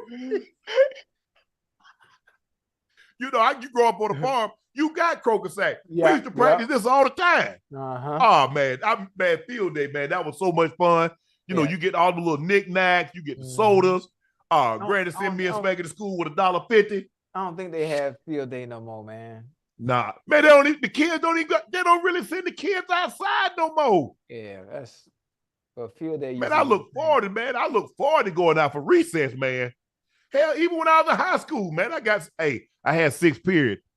So when I put my recess gym, the last period of the day. Yeah. Man, I ain't finna be funky the whole day of school. Cause you know we gonna play right up to the bell ring, Ocho. Yeah, every time. Ain't no way you gonna take, okay, I'm gonna go shower. It's 10 minutes, 15 minutes left. I'm gonna go shower and get dressed again. Nah, you gonna play right up to the bell ring. All you did was take your shirt off. You walked to the class with your shirt trying to cool off and put it on, and now you funky from second all the way to 6th period. Period. I had my PE 6th period. That's it. No, but those are the days. You're right. You're right, Ocho. Kids don't do nothing no more. They don't go outside and play. They don't drink out the spigot like we used to. They on the game. They on their tablets. They on their phones. During the summer, their mama don't say go outside and close the door and don't come back in. You know, they don't drink from the water fountain. They don't drink from the water hose on the side of the house. Yeah, spigot. Man. No, those were the days, yeah. And you have to let that thing, because in the summertime, you let that thing, you better let it run. That water burn your ass up. Because you know they just been sitting there in that sun. Yeah. You gotta let that thing run a little bit, let some of that cool water come through there. But yeah, Ocho, it's different now. These kids now. Oh, Breezer said Shannon questions be 20 times harder than Ocho, and he still win. Ocho, you let us down, man, every time. He had me on the ropes. He had me. I was in that thing like Ali. You got people fooled, man. You're not realizing he looking down, cheating for the answer, and then he came up with the Ocho. Man. I saw it. I'm looking at you. You do the. I can't wait till we go. You know what? I can't wait till we go. When we go on tour. Yeah. And we have Spell-o-Cinco. Oh, and yeah. Ain't nobody got no. Ain't nobody. Listen, if it's a crowd, I'm not losing. It's one thing I do. When the lights is on, I show up. I'm not losing in front of no people now. Not with this Harvard education. Yeah. My question is, who would win a 40-yard dash, Tyreek Hill or Usain Bolt right now? Probably Tyreek. Usain Bolt probably has not run since he retired, since he last ran the 2017 World Championship in which he won the bronze. He probably has not run since then. So I'll take Tyreek because Tyreek is still running. But if Usain Bolt, let's just say Usain Bolt. I don't know about that, bro. No, Usain ain't running. He was done. He already said he was done. He be done. I think he still be doing little stuff here and there. He gonna pull something if he ain't been running, because to try to get out now. He get out slow. Nah. His race is from about 50 meters on. Yeah. Once he get to going. But the 40 over, Tyreek gonna be gone. It's over. 40-yard dash. Man, he coming to get that, man. No, not now. If you ask me in his prime when he was training, it ain't close. Yeah. It's not even close. That's different. Track speed, football speed, completely different. Very, very, very, very. Like you got to see track. Like you got to see a professional track meet in person, up close. So then how about this? I got one for you. Who that? Christian Coleman and Tyreek race. Who winning? Christian Coleman will blow the nose off Tyreek. you see what I mean? Christian Coleman will blow the nose off Xavier Worthy. Man, Christian Coleman, you see how he get out the blocks? Man, he got the fastest start I ever seen. Fastest start I ever seen. Dude, they already done got him time. He ran 4.12. Mm-hmm. So if he were to just say, you know what, I'm just training for the 40. I'm just training for the 40. And you gave him 6 weeks, he probably could run 3-something, sub 3-9. 4.1. Yeah. He'd probably be maybe 3.99, 4.04. Easily. Yeah, for sure. Easily. Because all it is. Because I think Stanley Floyd, I'm trying to find that footage. Can anybody find that footage where Stanley Floyd outran a horse in the 40? Stanley Floyd from Georgia. I mean, his get out was crazy. Yeah. I think they said he ran like a 3.9. Can you find that, Ash? But yeah, Christian Coleman, yeah. Man, please. That's what I'm saying. Ain't no football player go outrun no track guy. Not that's like, no. Mm-mm. No, sir. No. They get out too quick. Like Sam, like the track guys, they thin frame. Like Christian Coleman, but Christian Coleman Christian Coleman might be able to be by like 5'7". Yeah, he not tall. They small. You know, listen, Fred. But that get out. Fred Curley, Noah Lyles. Them boys. Noah Lyles only won like 160. He like 155. Hey, but them boys moving, boy. I'm talking about moving. Look at Stanley Floyd outrun the horse, Ocho.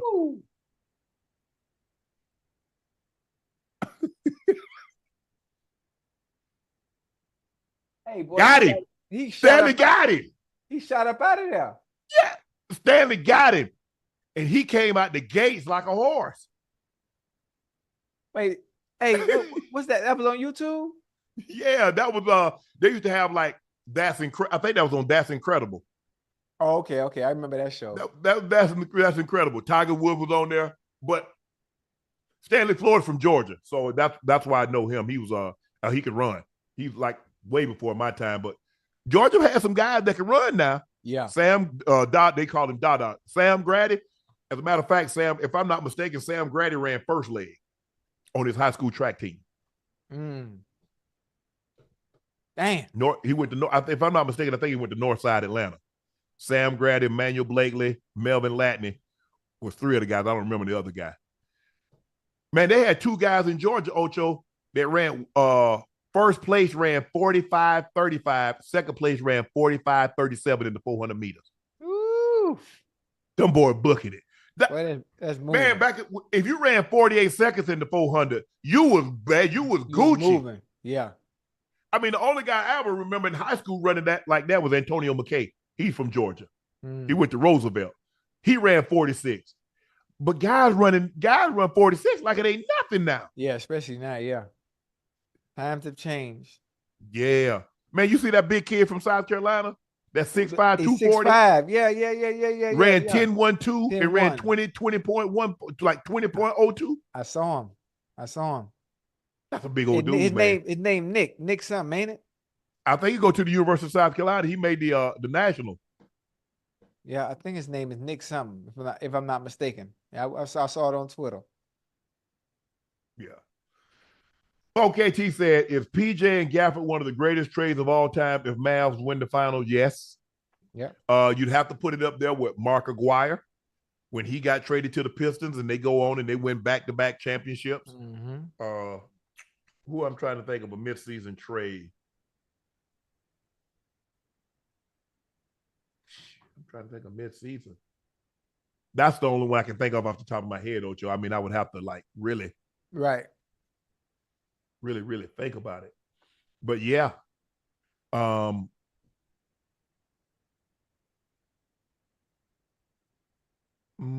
Yeah. Shannon Pope, Unc Ocho, in your pro career, who was your favorite head coach, offensive coordinator, position coach you played under? Man, all my position coach was great, but I probably think the guy that had the biggest influence on me was probably Les Steckel. He was my position coach, 93 and 94, and he and I developed a great relationship. And as a matter of fact, just like clockwork, I might not hear from this man the entire year, But when it's my kid's birthday, I get a text, sweetheart. Tell he knows he remember my kid's name. Happy birthday. Kiara, happy birthday. Kaylee, happy birthday. Offensive coordinator, Cool, because Cool was my quarterback my first 2 years in Denver. So obviously he and I had a great relationship. He was the guy that would help me. Hey, he's coming in. I'm coming in. He was the backup. He was the backup quarterback. I'm backup receiver. He would come over to, hey, he called me Greasy. He said, Greasy, you know what you got? Because I'm going to be looking for you now. He said, look, it's going to be this coverage. Do this. So he's telling me what I need to do. So I've always had a great relationship with him. And so Mike was great, but Dan, no, look, Mike was great. I learned so much from Mike, how to be a pro, what it takes to win, to really win, how to be unselfish, do things for the betterment of the team. But I don't think any of that's possible without Dan Reeves. Because not only did Dan draft me, he forgot to cut me. And he believed in me. He believed in me. He told me he believed in me. He told me that I was too big, too fast, too strong, not to make a decent living in the NFL. So for that, I'll be forever grateful. But it was Mike that made me a champion and told me what it took to be a champion. The work I had to work ethic, but the prep and the study and the attention to detail and the situation in that what he expected of me held me to almost the standard in which I held myself. But I was very, very fortunate to have a coordinator and position coach and a head coach that all my coaches were great. Wade Phillips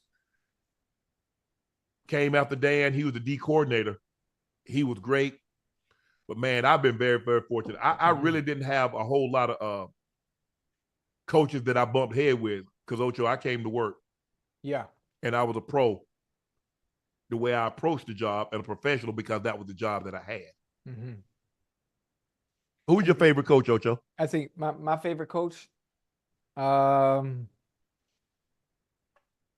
had some good ones, huh? I've had some good ones. Obviously, when I was drafted to the Bengals, obviously Dick LeBeau was the coach at the time. Yeah. And for anyone that's ever had the opportunity to meet Dick LeBeau, you talk about one of the nicest, coolest gentlemen I've ever met.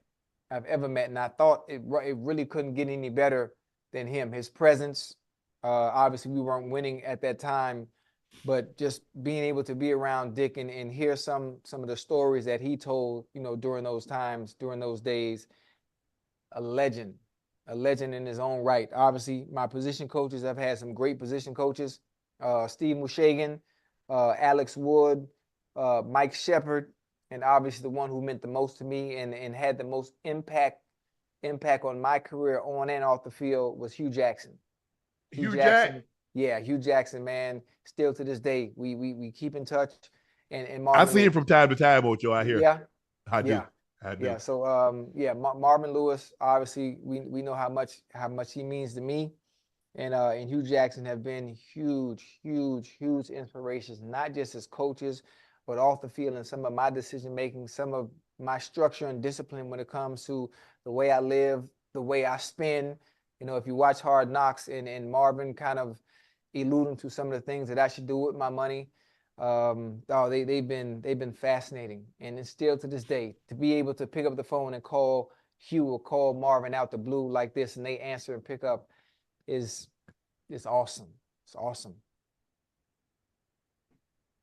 The real McCoy said, Unc Ocho, does the man carry the shopping bags out with his lady or to-go food bag if you're out to dinner and she doesn't finish her food?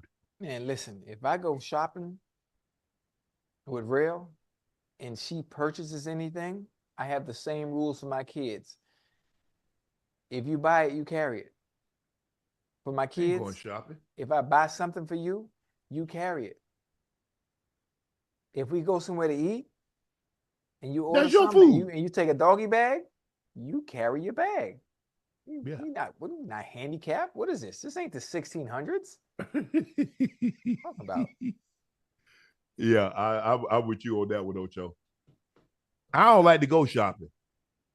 So here, Listen, I know you go. I shop online anyway. I don't need to now unless I'm going to Target, or Walmart. There's really no need, or H&M. Oh, my bad, or Zara. There's really no need to go, or my bad, Urban Outfitters. There's really no need to leave the house. No need to leave the house, especially if you know your sizes. I probably haven't been in a store and tried on something in a decade. Well, you get everything custom made, huh? No, if it's something like Shelly just have it sent to the house, I try it on, I like it. If not, she send it back because she's coming out here every 14 days, 17 days. She's gonna come out, she'll send it back. If I like it, need alterations, I'll have Ashot come over, he'll take it up, we good to go. Yeah. But go in the store and try it on, nah, those days over for Shannon. Yeah, I got you. Those days over for Shannon. Listen, I ain't gonna lie to you. When it come, I'm going to hit Target now. I'm going to hit. Target. I go to Target to get like shower gel, toiletries and stuff like that. Yeah. I still go. I mean, I can't stay. Man, look, I have a nurse come to the house. If I have to do blood work, the nurse comes to the house. Yeah. The groomers come to the house to bathe the dogs. The vets come to the house. Anytime the dog needs worm medications or vaccines or something like that, the vet comes. When I was getting a massage, the lady comes. I go out to the guest house. I get a massage. Ocho, literally, I was like, I wasn't leaving to do anything. I'm like, I would just go to work and come home. Right. And I'm like, that hadn't even gotten, and I could do the same thing over and over for years. So, I could eat the same thing over and over for years. We're the same. But that had gotten bored. I was like, oh, nah. I got to get out of the house and do something on my own. Yeah. So I'm a creature of habit like that as well. Obviously, I've done the same thing consistently through the years. My routine hasn't changed. Now, what I've learned now, obviously, due to my situation and circumstance, I can get complacent with that routine. At times, I do have to switch things up. And I think that's one of the things I also need to work on because I'm so content and I am a creature of habit. Yeah. I get in a certain pattern of doing the same thing over and over and over and over again. So that's pretty much it. I went a little too far and with personal shit. We're supposed to be talking about places we go. But again, but that's what I'm saying. That's what do the same. I do the same thing, man. I was like, and it's just like, the lady comes, Blanca and her sister, Vicky come, they clean the house. Yeah. Hey, look, there's only way either you do it, either you hire somebody to do it because you can't or you don't want to. So I don't want to do all that stuff. So guess what? I pay somebody to do it. Right. It is really that simple. I don't want to go sit in no office. Oh, we running a little late. I'm going to be mad. So guess what? I have the phlebotomist to come to the house. She going to be here at a certain amount of time. Her name's Sherelle too.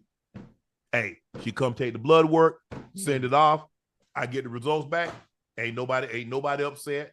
I didn't sit in traffic. Or I'm sorry, Mr. Sharpe, we're running a few minutes late. I'm sorry, Mr. Sharpe, could you come back tomorrow? Hell no. There's a reason why I scheduled it today. Right. I have standing appointments. Like when I was in Atlanta, Ocho, I paid all my appointments at the beginning of the year. I paid for my haircut in full. I paid for my facial in full. My massage therapist in full. Fingernail, mani-pedi in full. Well, you got that, boy. You got that bag, boy. Because if I need now, they're more apt. If I need to come in and move something around, they're more apt to move that around for me. Because you've already paid for it. I've already paid for it. Tip included. Everything is included. I like that. So, Javert Part. Hey, Unc Ocho, I'll be getting married this summer and wanted to extend y'all an invite to y'all. Is there an email I can send it? Do you have any advice on becoming a provider? Bro, that's my purpose. They say a man that finds purpose finds peace. What's your purpose? My purpose is I'm a provider for my family. That's what gets me up out of bed. Knowing that I got people counting on me to provide. That's my purpose. So I've always done it. I've always wanted to do it. Ever since I was a little boy, Ocho, I wasn't making a whole lot of money, maybe $25 a week. But guess what? 10 of that was going to go to Granny to do something. Yeah. And it gave me a sense of pride. Here I am, a kid. I'm 10, 11 years old, 8 years old, and I'm giving my grandmother $10 a week to help with something. Man, the sense of pride that I felt by doing that.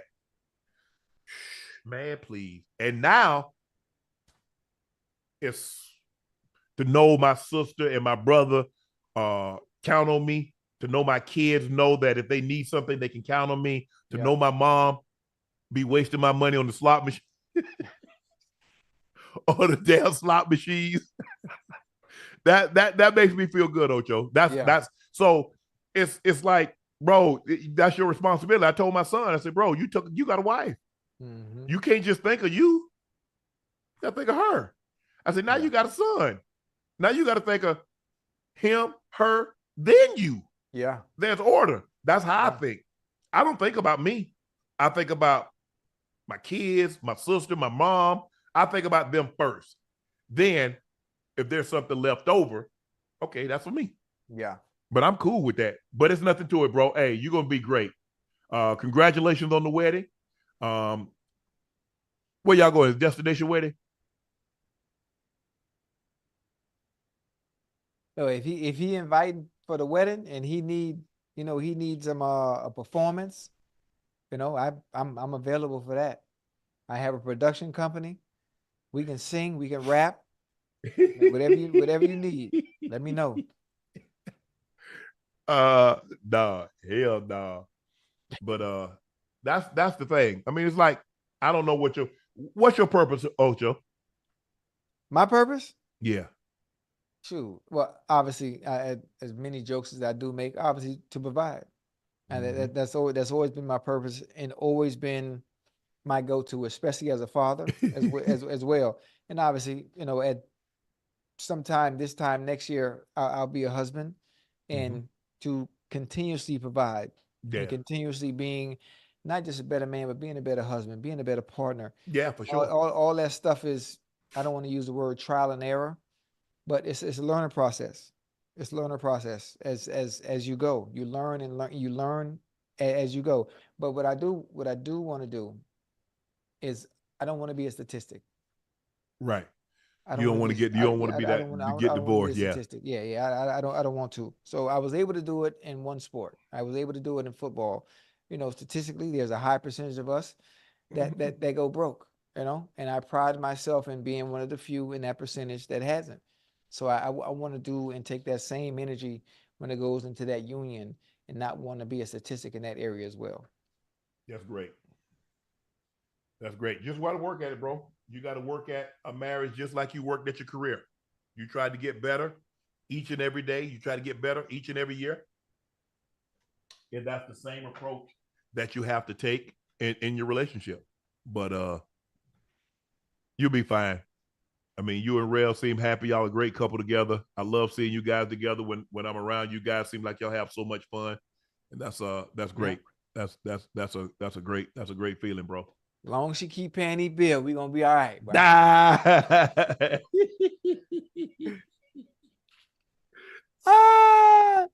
But guys, thank you for joining us for another episode of Nightcap. Please make sure you hit that like button. Please make sure you hit that subscribe button. And thank you guys for selling out Shea by Laportier. We're only taking pre-orders, but we're able to fill that backlog. And so moving forward, we will not run into this problem again. Thank you guys so much for your patience.